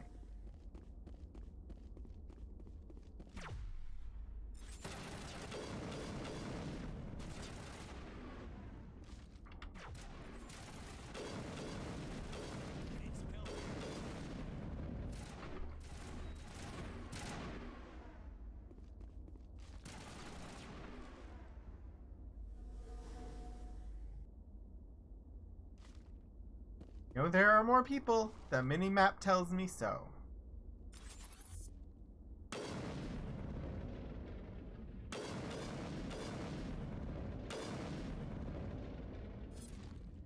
He has a new monk friend who believes herself to be chock full of wisdom. Well, I got plenty of wisdom. I just don't have any book smarts.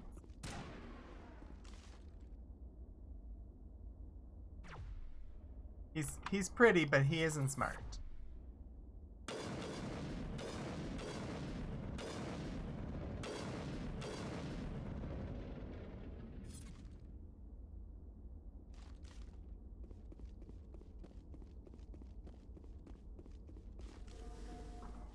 Where'd you go? Close range sniper rifle! Are there more? I'm okay. Oh, Caden's up, so probably not.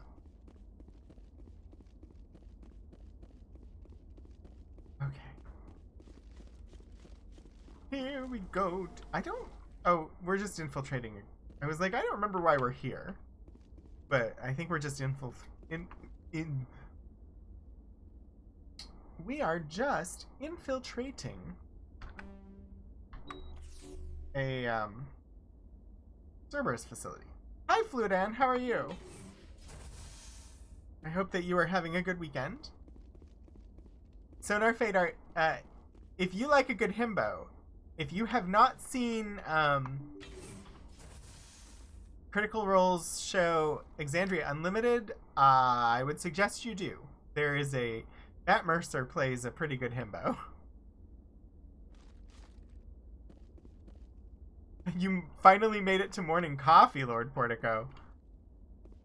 Is it even still morning?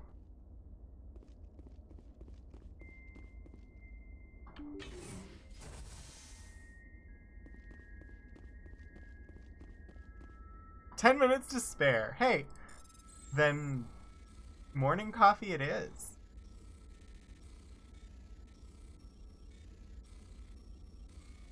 Dariax is a great himbo.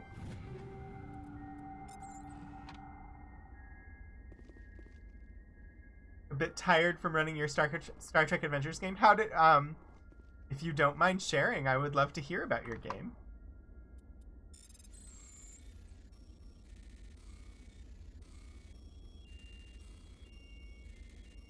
I had my character made long before EXU was even announced, so... But it's nice to have a good example of how to play a himbo.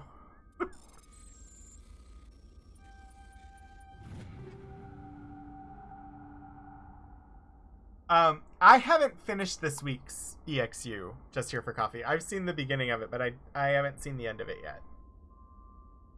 You currently have 251 items. You are nearing the 300 item limit. You will be forced to salvage any new items you find once you reach this limit. Sell or salvage some items at your earliest convenience to avoid reaching this limit. Well, I guess I'm going to have to do inventory management at some point. Oh, Sonar Fade Art! I didn't realize that was... Kellen, I didn't know that was your Twitch name. Welcome! Welcome in! It's good to have you join. This is me doing twitchy things.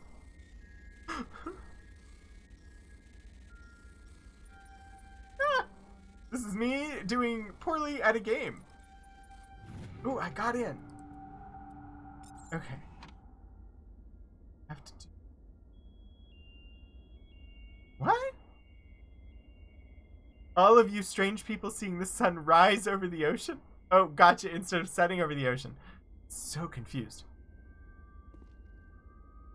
Ooh, STA update. They were tasked to bring a scientist through an ion storm to old ruins structures. And they picked up an entity who took over some crew member. The players had fun and you had fun. That's what matters most. We've definitely seen a great many times when characters on Star Trek were taken over by mysterious entities.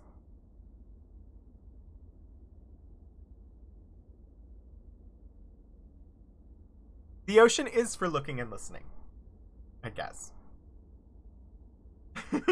Liz, I hope that the house stuff is somewhat enjoyable.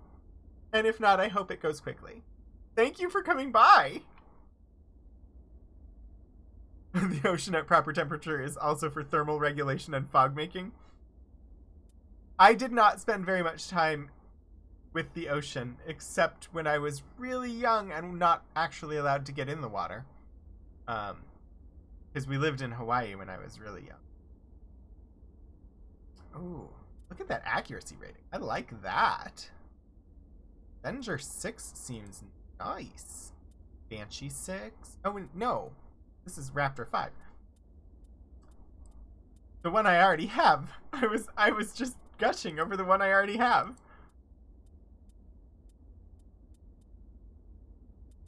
I have to do the level up right now so I can get rid of some of this and I stop getting that notification that I have too many things.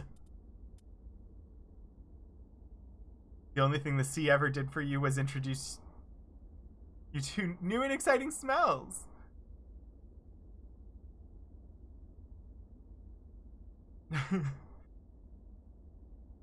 Don't go chasing ocean views, just stick to the rivers and the lakes that you're used to? Is that what you're saying, Kira?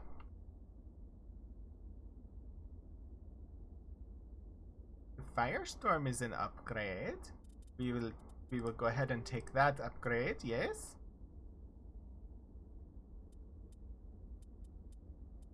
I mean, I'm quite fond of the food that comes from the ocean. I love me some seafood. If I see seafood, I eat seafood. I don't know of a seafood dish that I've had that I didn't like, as long as it didn't involve something like blue cheese. Never give me blue cheese. Blue cheese is just gonna be a no. Mostly because I just have never met one that I could palate.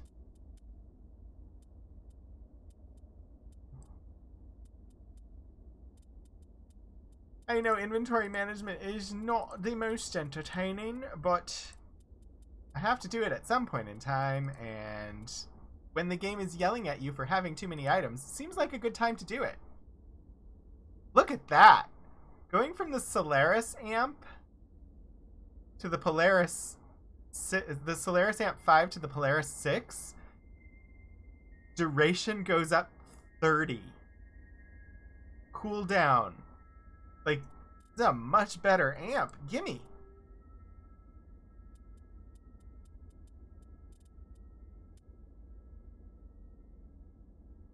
$65 with sun and wind.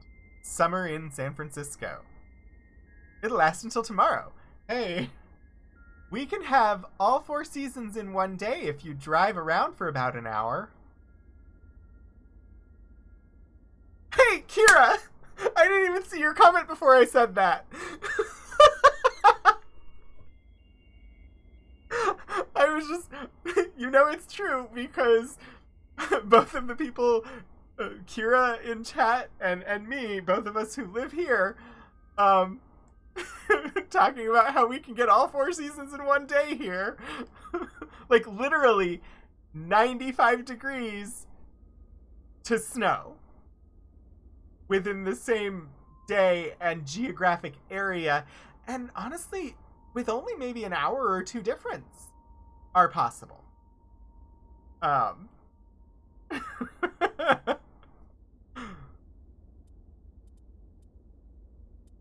35-degree temperature change in the same day. And if you add elevation change to it, it just gets worse. Ooh, Mercenary 6 looks good.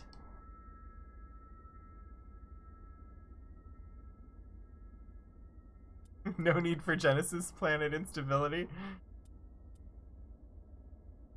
So far, I'm liking the Mercenary 6.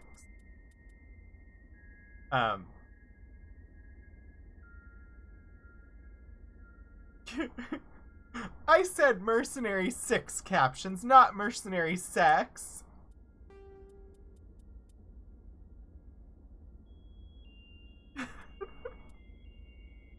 The big change days are more likely in spring or fall. Yes. Well, and we also get rain all year round. We live in an area that has a temperate rainforest, and we get lots of rain, which sadly does not prevent us from having smoke from wildfires in Manitoba. And Manitoba's not really near us at all.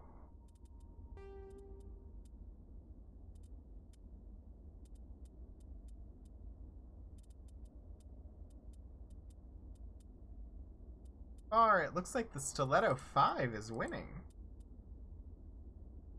Rain? What is this rain of which you speak? It's like fog but more condensed. Solid fog?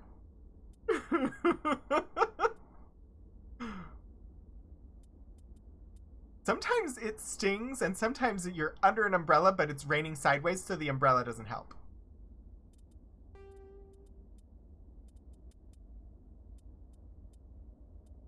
Wow, some of these... Look at that. Shield bonus, nothing. Med recharge bonus, nothing. And tech cooldown bonus is less than the Savant 5. The Savant 5 is a nice piece of tech, apparently. Actually, that's not terribly surprising, I guess. I think we got the Savant from doing a mission. I don't like the power bonus nil on Prodigy 6. Gemini. I think the Solaris Amp 5 is...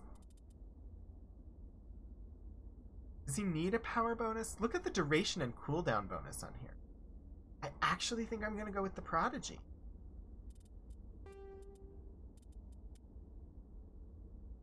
Phoenix 7. Oh, you can't wear that anyway. Pick you in the Mercenary 6. Just like me. We're twinsies! Ah, we're twinsies!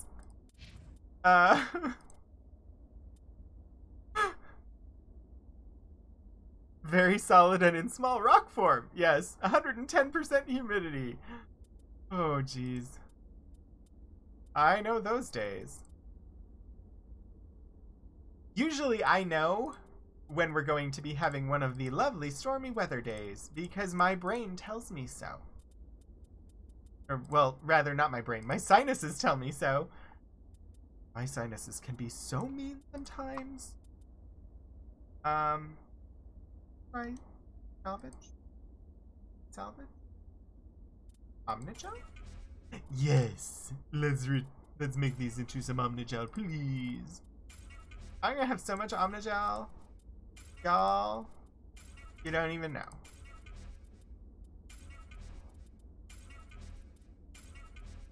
I wish that it would let me select multiples and just do the lot. Because I got my weapons. And you've been yelling at me for having too many things in my inventory, so say bye-bye. All of these different water forms sound mythological.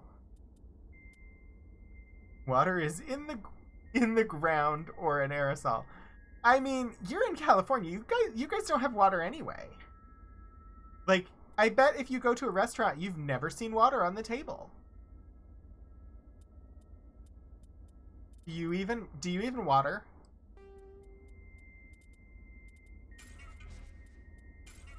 That said, I know the rich people out in California water their lawns, even when they're not supposed to.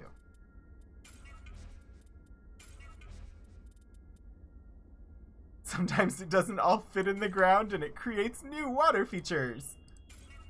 This is true. We get quite a bit of flooding here. One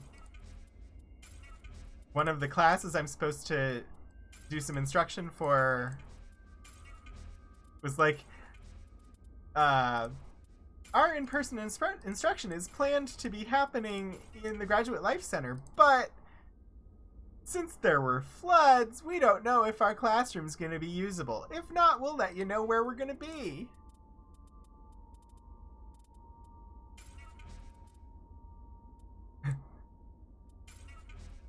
It is, in fact, not a default. Water is only served... Yes, no, I knew that. I was making a joke out of it, but I did know that. It's a sign of opulence. California, Arrakis, desert planet. Oh yes, the 20-foot river behind your apartment. That was the same... Ooh, look at that upgrade. We're going Stiletto 5 for you. That was the same storm that flooded the Graduate Life Center. And the Squires parking lot, which apparently flooded after I left work, because my car did not get flooded, thankfully. It also flooded the coffee shop, and somehow did not flood the basement level grilled cheese restaurant across the street from the coffee shop. I don't know how that didn't happen.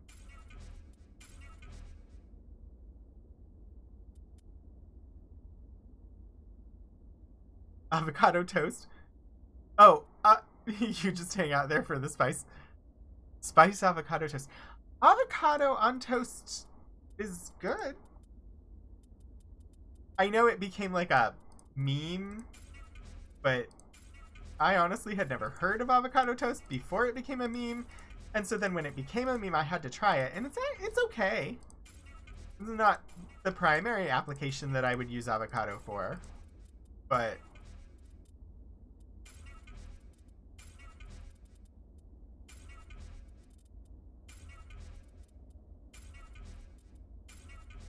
I really wish I could select all and turn them all into Omnigel instead of doing them one at a time.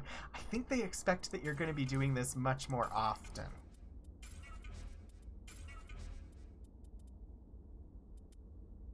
Do you need an Omnitool? Let me look at them for you.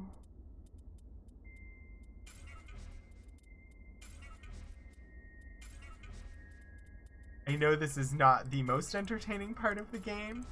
Part of why I'm trying to read chat while I do it. The avocado toast extends life. The avocado toast expands consciousness. You can consume avocado toast on the East Coast, just to be clear.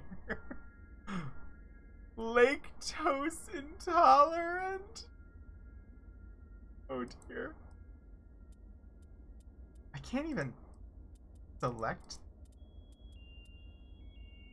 Like, I get that she can't wear the armor, but you won't even let me select them to Omnigel them? Oh, maybe I can.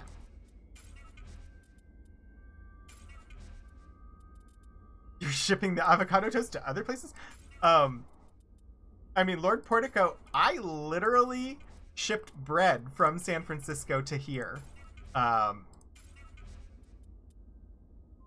Maybe 3 weeks ago, 4 weeks ago, something like that. Trying to remember the name of the bakery now. What was the place? What was the place? The place. I bet there's something in my junk mail. La Boulangerie. Because they make croissant toast. And so I shipped 2 loaves of croissant toast from San Francisco to me here so that I could have it. It was really, really good. Too expensive to really probably ever get again. If we had a Whole Foods here, I could buy it there, but we don't. And I really I wanted to try it, and it was very good. And I liked being able to toast the croissant bread, but honestly, I could just go buy a croissant and use our toaster oven and get the same effect. So that would be cheaper. But yeah, I shipped toast from San Francisco to Virginia. And it's all Eric's fault. Eating croissant toast on stream.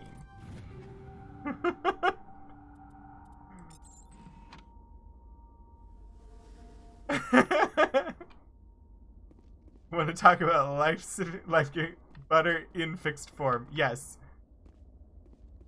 It's really, really good, but also expensive, and the loaves are kind of small-ish, so not a thing. I should save after doing that so I don't have to do all of that again. Not something that I can justify doing as much as I would very much like to have a constant supply of croissant toast.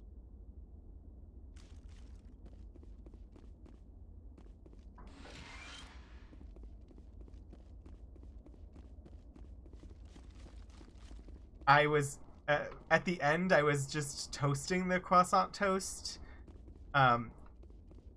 putting some butter on it, sprinkling some cinnamon on it, and then drizzling honey over top.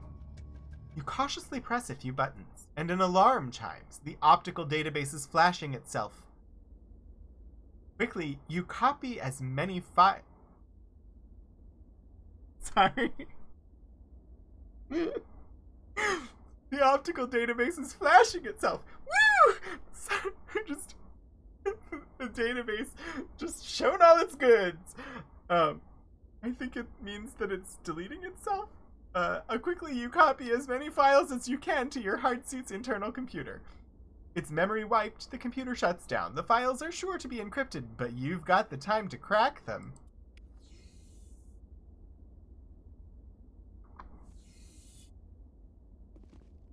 Okay. Is that what we came here for? Some files on this database that decided to flash themselves? Someday, when we've finished the pan pizza with diced onions, we'll have you over here, upon which we shall bestow you with danger food. Danger food. Danger food. Suitcase of croissant toast and avocados. I'm lost. Where am I going?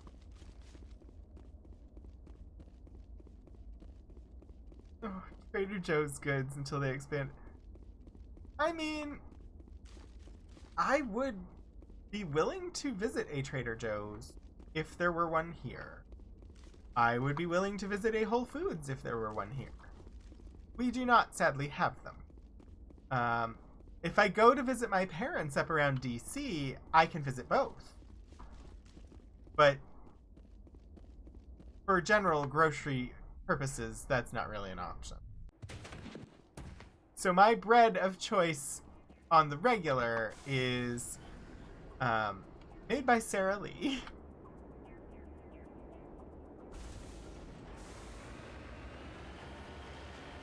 I like the Sara Lee Artisano bread. It has a nice tight crumb while still being light. It stands up well to without like shredding if you try to like spread peanut butter or something else on it, and then it toasts really nicely. So that is my bread of choice here. It was not my bread of choice in Minnesota, although I don't think it existed when I was in Minnesota. In Minnesota, I bought I forget the brand name, but it was a cottage bread that was really kind of similar to this Artisano bread as far as texture and density. But then when I moved here, I had to find a bread that was serviceable, that had the proper density and texture for me to want it as my general use bread. Welcome to Bread Talk with Rogan. Sorry, I have opinions when it comes to grocery store bread. I have opinions when it comes to baked bread, like bread that you make at home, but I don't bake my own bread. Philip does the bread baking, and so most of the time I don't know what to ask for.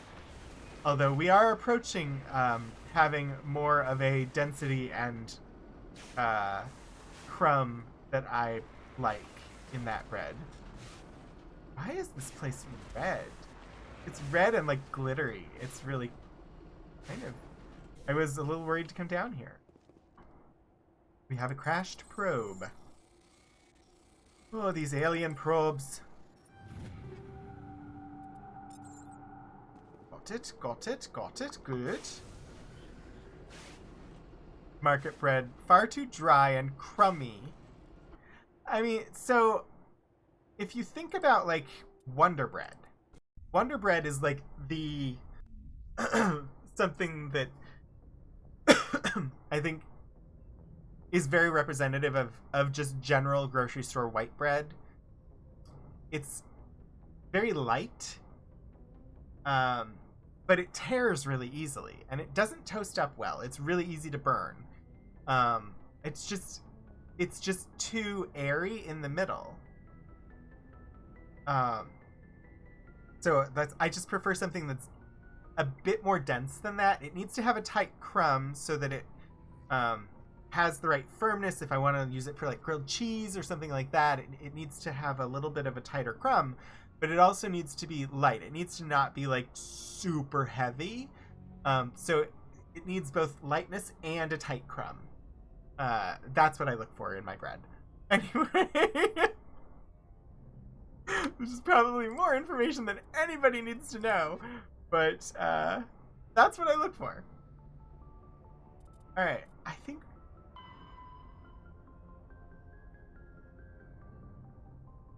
I don't want to help Shells. No! No! I'm out of side quests! Except the one I don't want to do. Do I have to do main quest?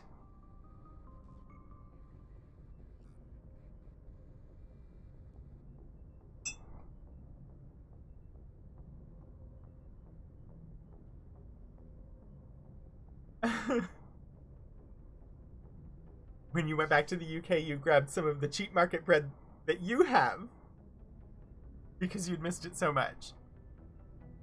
See, I grew up with the cheap bread, like the Wonder Bread type bread. And when I started buying my own bread, I was able to like get bread that actually has the consistency that I want.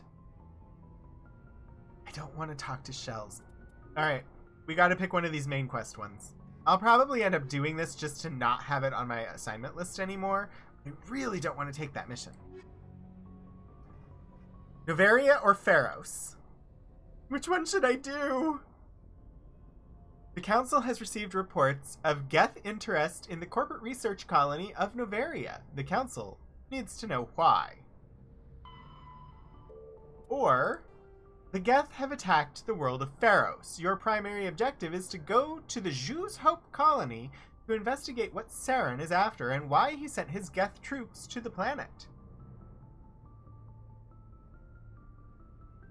So, find out what Saren's after on Jew's Hope, or find out why the Geth are interested in Noveria.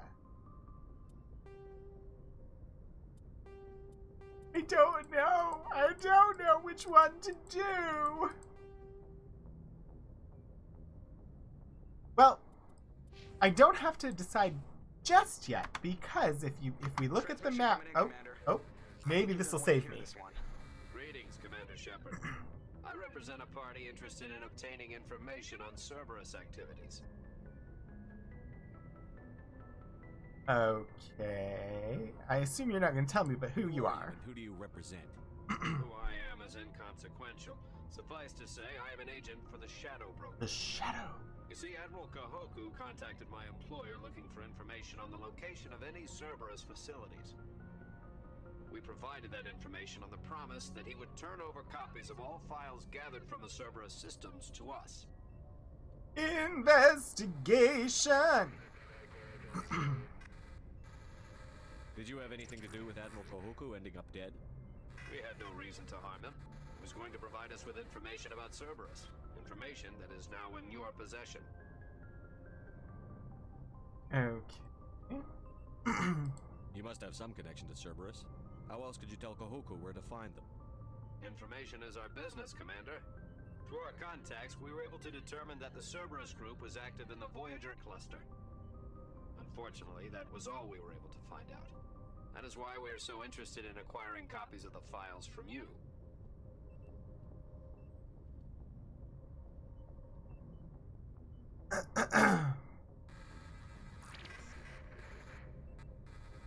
Alright, shadowy organization.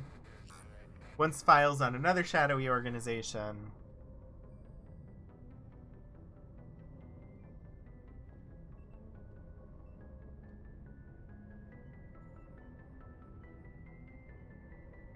I'm gonna say forget it. These are classified Alliance files. I'm not handing them over to you. Be reasonable, Commander. Cerberus was operating outside Alliance jurisdiction. You don't owe them any loyalty. The Alliance is just going to file this information away in some archive. No secret stays hidden forever. Eventually, someone somewhere will deliver it into our hands. Might as well be you. Transmit the files to us and you will be well compensated. Sorry. Like, they're gonna file it away in some archive. Ooh, like it's never gonna be seen again from an archive, but archives are primarily there to facilitate information access, not to bury it. Sorry. As an archivist, I had to take issue with that. Never had a bread like Wonder Bread there. Your cheap market stuff is much more springy and doesn't tear as easily. That's what I want. Springy. Doesn't tear easily. Definitely identify with looking for better. You were just never in a position to get a good choice when over here in the US. Yeah. Kira, I'm turning you from cookies to cornbread. In my brain, like, I'm sure it's not good cornbread, but in my brain, the Jiffy cornbread mix that comes in a small little white box, that is cornbread to me. That is the only thing that cornbread is the Jiffy cornmeal box.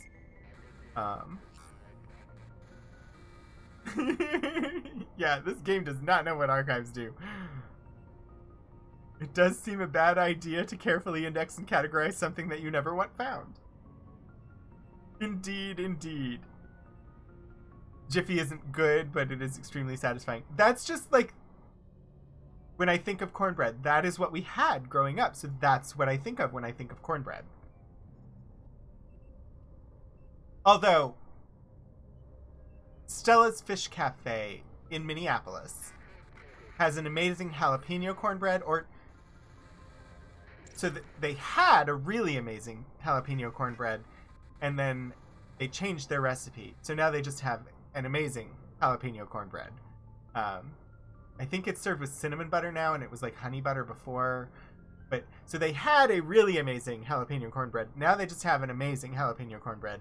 If you're ever in Minneapolis, go to Stella's Fish Cafe. It is an amazing restaurant. Get the jalapeno cornbread. Hashtag not sponsored. Alright, why do you want the What are files? you going to do with this information? Information is a commodity. It can be bought, sold, or traded.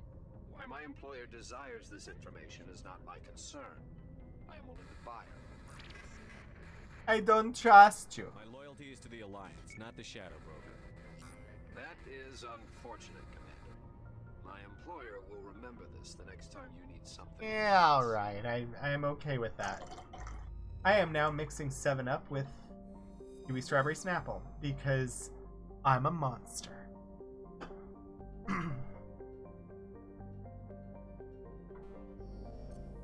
carefully spends time processing important secret documents, then locks them in a box labeled Restricted, Do Not Read Ever.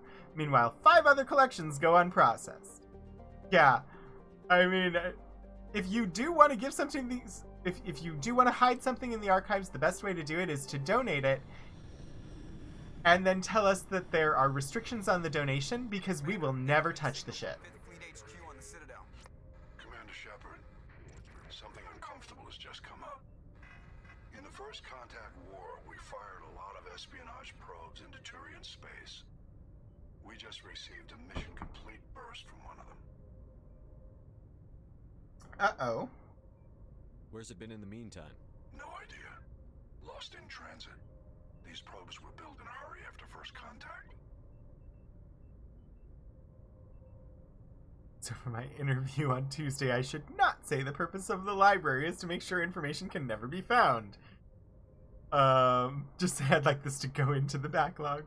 Yeah, Portico, I'm going to assume it's a joke, because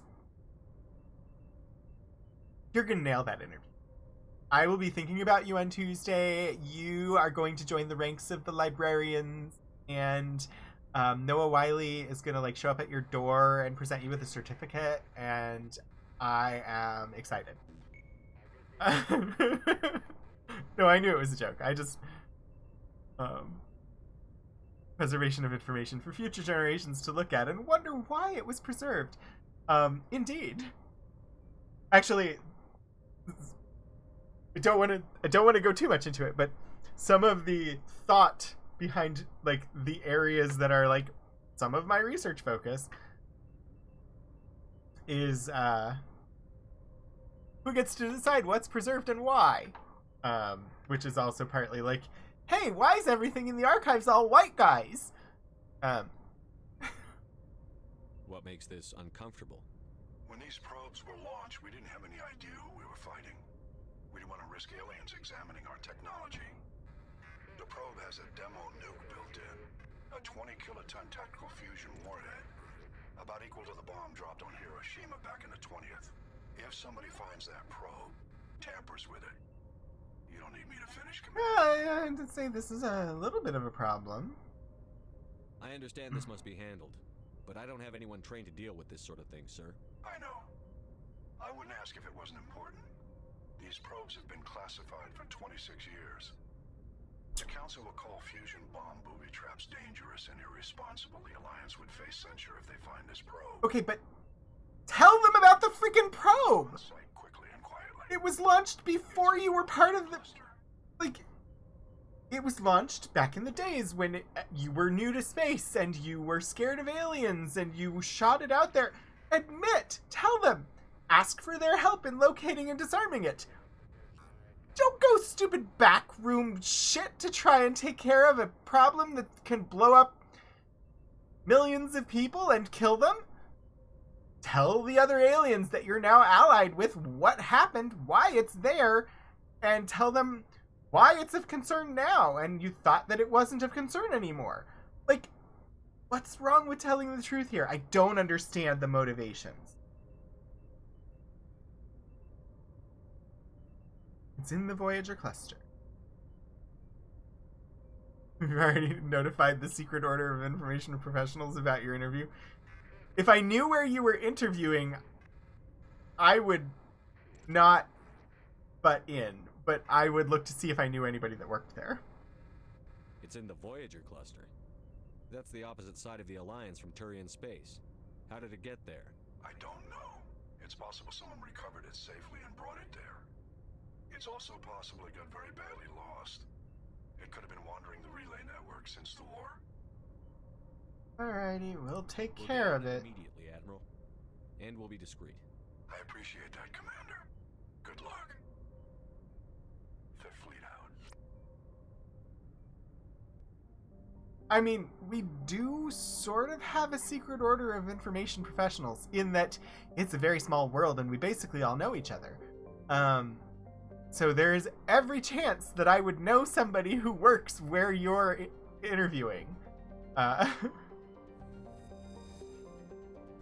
Trimar is a standard hydrogen-helium gas giant with traces of methane and nitrogen in its upper atmosphere. Orbital period 33.4 Earth years, radius 61,266 kilometers, day length 12.5 Earth hours. Scans from orbit have detected a large concentration of nitrogen. I'm continuing to survey this because we're in the Voyager cluster right now, and this is the only system that we haven't looked at, and so quite likely where he was just trying to send us is this system that we're in right now. Plus, I can't leave here without looking at the system.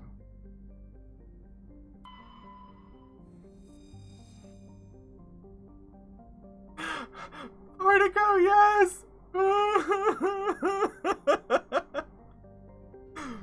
It's a secret organization system for information professionals run by an orangutan! Yes! A small rock and ice planet, Cybin, has an extremely thin atmosphere of hydrogen sulfide and ethane. Its frozen surface is mainly composed of magnesium and silicates with deposits of iron. Cybin's crust contains significant deposits of green serpentine, a mineral formed by volcanic activity. This suggests Cybin was a more geologically active world in the distant past. Orbital period 15.1 Earth years. Radius 4,645 kilometers. Day length 62.6 Earth hours. Atmospheric pressure 0.18 Earth atmospheres. Surface temperature minus 168 Celsius and surface gravity 0.5 G. Turian insignia recovered. While scanning the planet Cybin, you discovered a large mine grid in geosynchronous orbit. With help from Navigator Presley, your recon team recovered a small unmanned probe marked with the Cadium Outpost insignia. Alrighty. And Sonedma? Sonedma is the second of the Amazon system's arid superterrestrial worlds. It is considerably less dense than its neighbor, Dernusa, and has an atmosphere of carbon dioxide and ethane. Its frozen surface is mainly composed of iron-laced silicates with deposits of sulfur. Orbital period 6.2 Earth years, radius 9,647 kilometers, day length 44.7 Earth hours, atmospheric pressure 1.16 Earth atmospheres, surface temperature minus 108 Celsius, and surface gravity 1.2 G. Rare element surveyed. While scanning this planet, you detected a small deposit of polonium.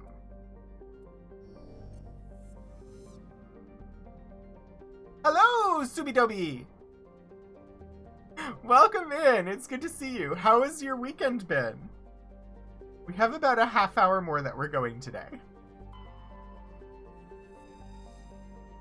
Dernusa is an enormous terrestrial world, nearly twice the size of Earth.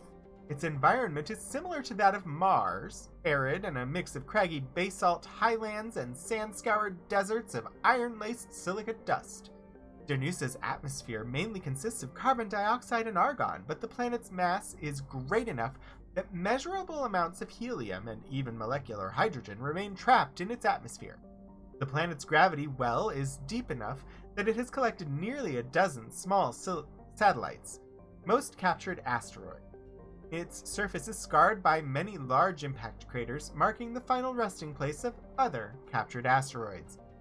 Orbital period 3.1 Earth years, radius 11,728 kilometers, day length 65.5 Earth hours, atmospheric pressure 1.93 Earth atmospheres, surface temperature minus 60 Celsius, surface gravity 1.8 G.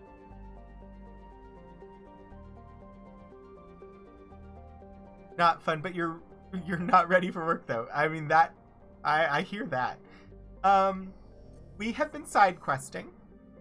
We're in the Voyager cluster. We visited 2 systems and taken out 4 Cerberus bases. So that's been the stream. You also missed a lot of talk about Bread and fantasy and science fiction novel series that are being optioned for television, and yeah, that's been today. Agibinium is a small terrestrial world with an extremely thin atmosphere of carbon dioxide and krypton. Though the planet has sufficient mass to maintain a much thicker atmosphere, much of it has been blasted away. The red giant Amazon is a long-period variable star currently at the nadir of a 16-year cycle. At peak, its energy output doubles, lashing Agibinium with intense heat and radiation. The crust is mainly composed of aluminium with deposits of tin. Much of the surface is coated with fine silicate dust, which easily penetrates the smallest cracks to foul machinery. Orbital period 1.8 Earth years. Radius 4,910 kilometers. Day length 42.1 Earth hours. Atmospheric pressure 0.17 Earth atmospheres. Surface temperature minus 72 Celsius. Surface gravity 0.79 G. Pew Pew's space travel. Some battle maps. A lot of talk of bread.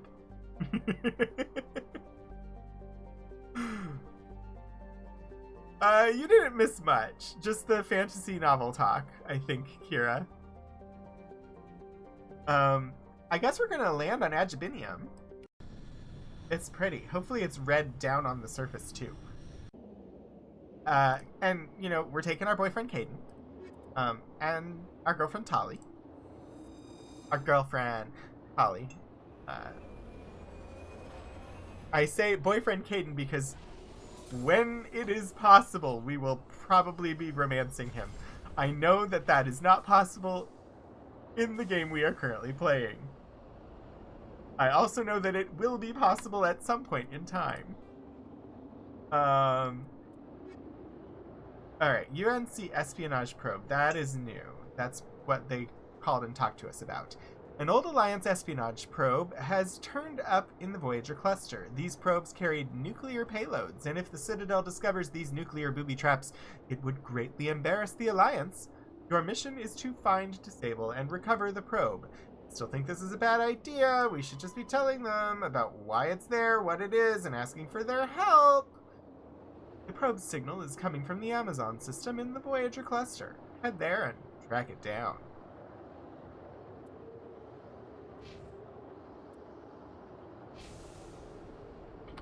Right.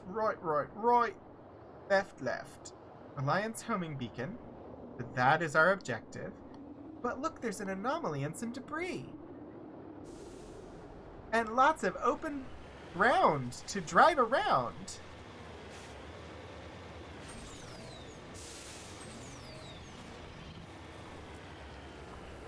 And we can drive up the mountain to the top.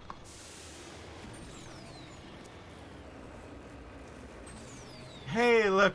We're rewarded with a mineral deposit. Somewhere up here. Somewhere up here. A mineral is there. Waiting for me to purposely sing out of key to stop the DMCA. Sorry. I know that must have hurt someone. I know it hurt me to have to sing that out of tune, but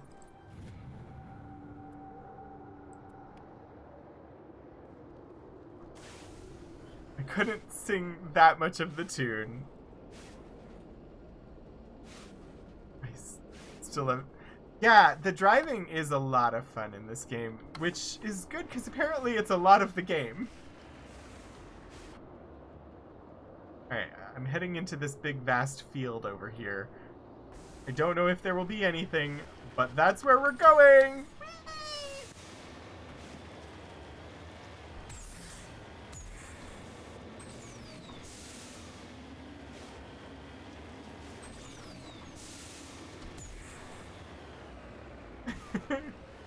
I mean, there's always the chance that we're gonna run into some a Thresher Maw and have a nice firefight happen.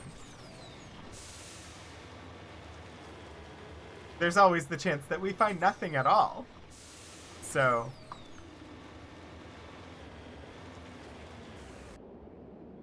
Alright. If I start going north... I'll be able to come over into this area, but do I want... This is our destination. I think I'm gonna head for the question mark next.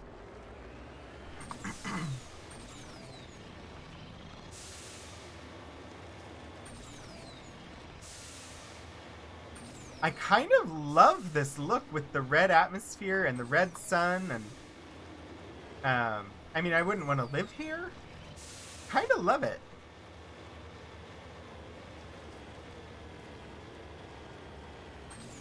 Now we just need to find the orange planet and the yellow planet and the green planet and the blue planet and the violet planet.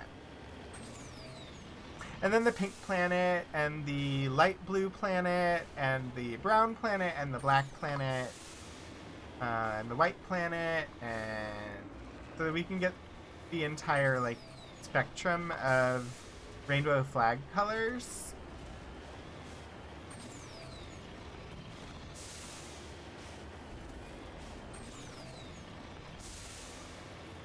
David Attenborough is the tour guide on the blue planet. Yes, indeed. I also heard it as soon as I said it, but also we're on the red planet and they said it is very Mars-like.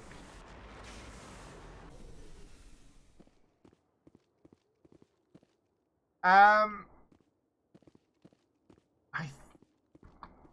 don't know. I know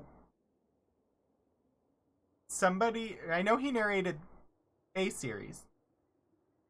A science-y series. Planet Earth or something like that. And I know his brother is Dr. Hammond in Jurassic Park. But, okay, he did, yes. Okay, Blue Planet.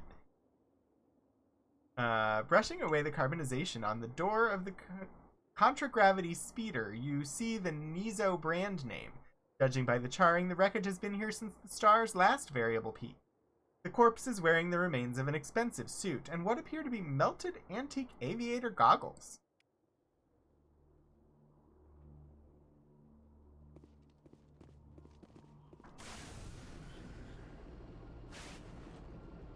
Yeah, there's the Planet Earth series. I don't remember which one is the one that has the footage of the walruses in like Russia that were climbing up cliffs because the ice wasn't there anymore. This is really sad. Don't watch it if you don't want to see animals suffering.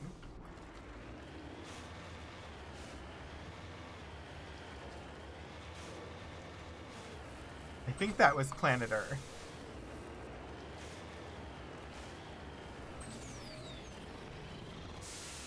Oh, Sobi-Tobi, I'm so sorry.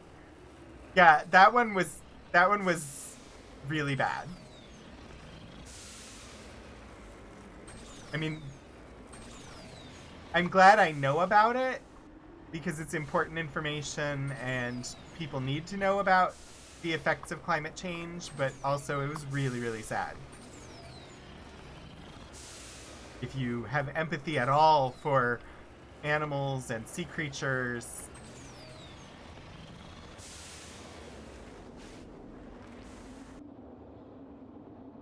Alright, what is this question mark? Anomaly. And then debris, and then the homing bee. Welcome to Jurassic Park. Yes, but they're brothers! I didn't know that they were brothers! But then I learned that they were brothers, and I think it's awesome.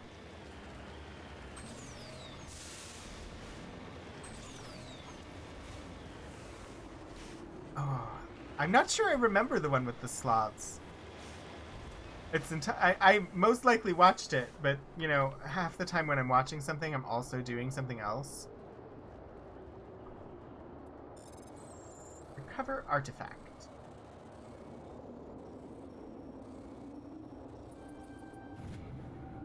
Turian insignia recovered. This body is a long way from anything and appears to have been here for quite some time. On the body is a book of drawings, including one of the Sigler outpost insignia. And who am I kidding? When I'm watching something, I'm always doing something else. I don't know the last time that I sat down and actually watched a movie, at least on television, without doing something else.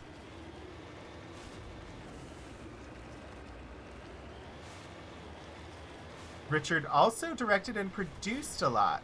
Cry Freedom, for example. That's cool. When the male sloth has to swim to another island for the female one, the heroic struggle. They are... there's some really good work that was done on these, on the high-resolution documentaries of Earth and its wildlife. Like, they're really pretty awesome. Is this not a thing? No, we're not even at a thing. We just found a place that is nothing.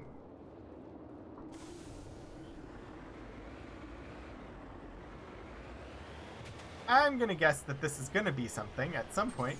Or maybe not. Maybe it's just dressing. Maybe it's Catalina or ranch or oil and vinegar. Green Goddess.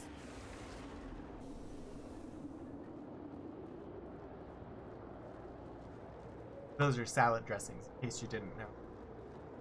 And I was talking about set dressing. Oh, okay, I don't know what that was. It did not click properly, and that was weird.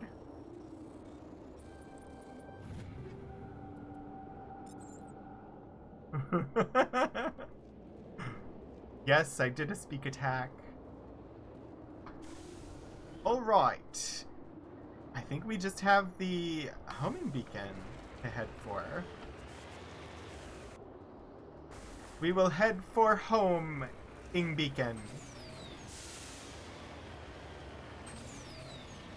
Up the mountain, up the mountain, up the mountain. Towards the X. X marks the spot. Is not a good accent and I don't care. Oh, look at that. It's just right there. Jump. Did I do it? Oh, almost. I have gotten it stuck before. Honestly, I shouldn't be hoping to because I haven't saved recently, but... Heading to position. Which reminds me, I should save recently. Polite female, AI voice. Pardon me, sir. The time is now 3:45 p.m. and your stream is set to end in 15 minutes. This is your friendly reminder. Thank you, Kira. Mine shaft. That's the source of the signal. A trap. It has to be. Yeah. I agree. This thing didn't crash. Somebody moved it here. Whoever did it is in danger because I'm gonna fuck them up. Doesn't change our objective. Or, no kidding. There's a Doesn't change our objective. there. We can't abandon it. Just stay on guard. All right, Shepard.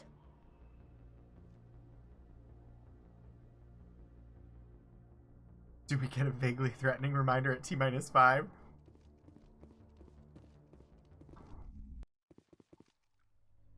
Okay. Look, Kate and I are twinsies!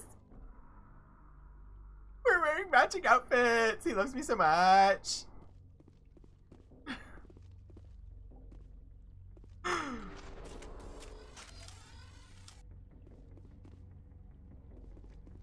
I feel like I've seen this layout before.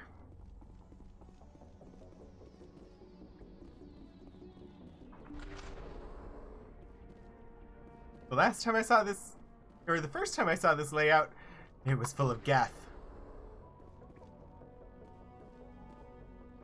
Not death, Geth. G-E-T-H. Like, org zombies.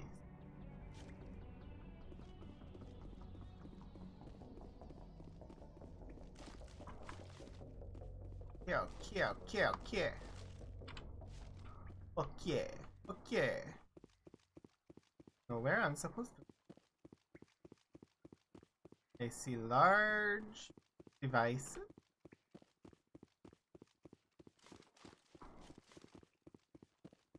Seriously, where the heck am I going?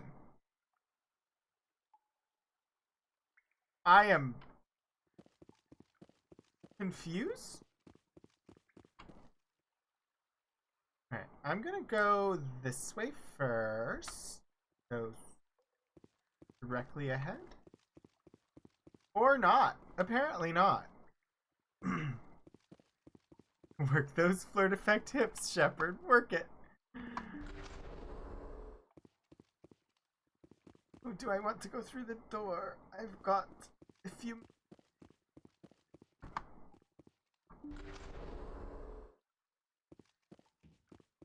Okay, this is really freaking me out. Where are all the... Shit! Shepard, at last. Who are you? Me at a disadvantage. My name is Ilanos Haliot. I doubt you know it. Who do you think runs the Terminus clan, Shepard, huh? Thousands of pirates, slavers, criminals of every stripe? How should I know? I don't study the internal politics of pirate bands. The strongest leads? The one who kills the most men, seizes the most ships, pillages the most colonies. 3 years ago, I was the strongest. I used my influence to assemble a fleet. We would drive your kind out of the Verge. Well, that was 3 years ago. Oh shit.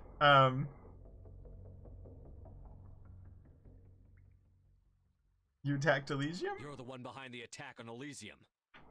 I was the motivator, the instigator, the one who promised glory and riches. Is that the colony that I'm from? I don't remember. In the cluster, the one blamed when it failed. Failed. I was ruined when your kind held against the Blitz. What better way to recover my reputation than by eliminating the first human Spectre? Normandy, can we negotiate? I'll get you, don't it? My crew will come for me. Oh, let them. We'll be ready. An Alliance warship would make a fine prize. Oh, and if you haven't noticed, the ores here are laced with heavy metals. I'm afraid your suit radios aren't powerful enough to transmit out. Don't underestimate We'll me. find a way out of here. I rather doubt that. Goodbye, Shepard. What do we do now, Shepard? No one panic. We've got air and light, and the Normandy's still in orbit. Have you got your towel? Let's look for another way out. There's no time to get out. You have to disable the bomb before it goes off.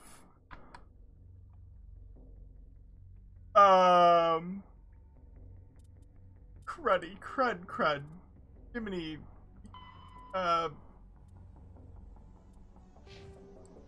Okay.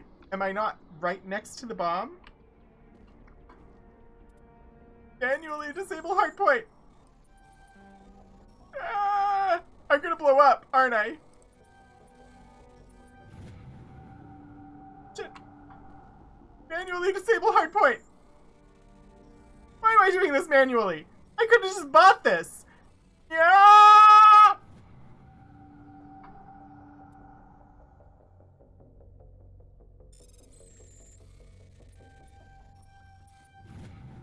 You've disabled the bomb. I have disabled the bomb.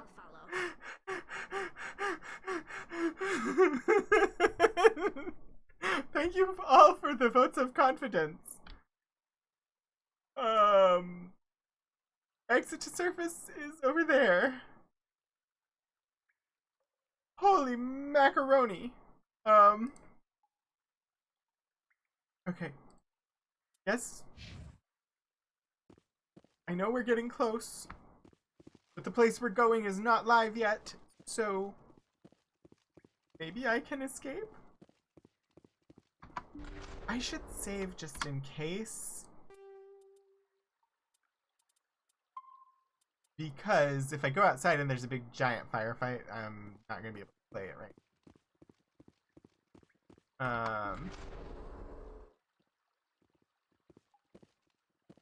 Ooh, look. Goodies.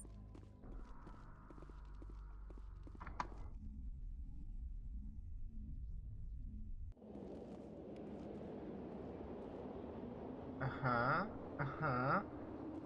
well, grand. I'm not near the Mako. Do I need to go to the Mako? Can I just, like, call the Normandy? Is there a reason to run around on foot out here? Oh.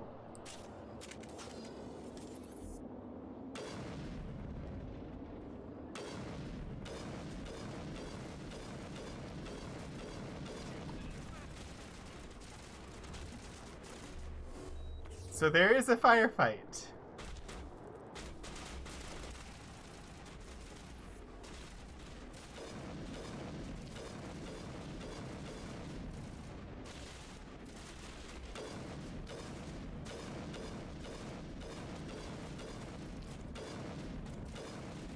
I'm shooting this Krogan.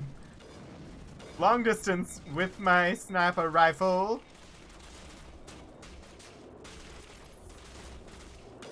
I believe it's a Krogan. I don't know. Can't really see it too well.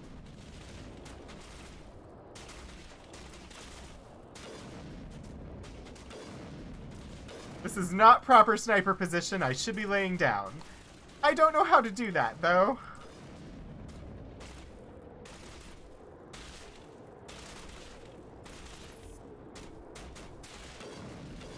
I have found I really am enjoying using the sniper rifle in this game. I barely ever used it in Andromeda.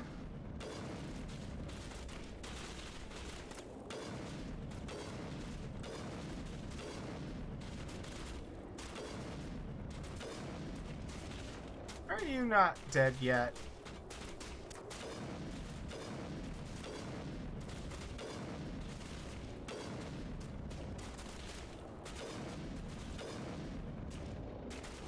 And another one down, and another one down, and another one bites the dust.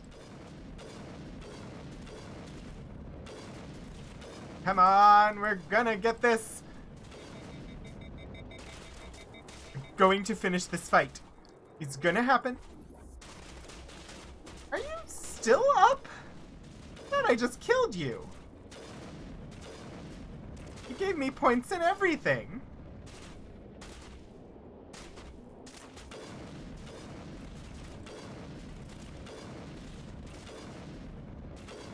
Our captor did not really plan this out very well.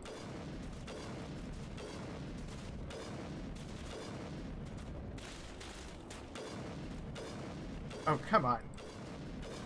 Can we shoot this guy dead? There we go. Next. I see you. I don't know if biotics work over such range.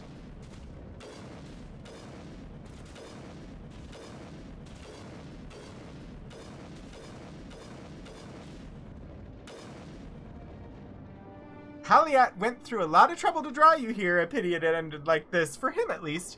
Now that you're above ground, your suit radio has re-established contact with the Normandy. Time to get the hell out of here.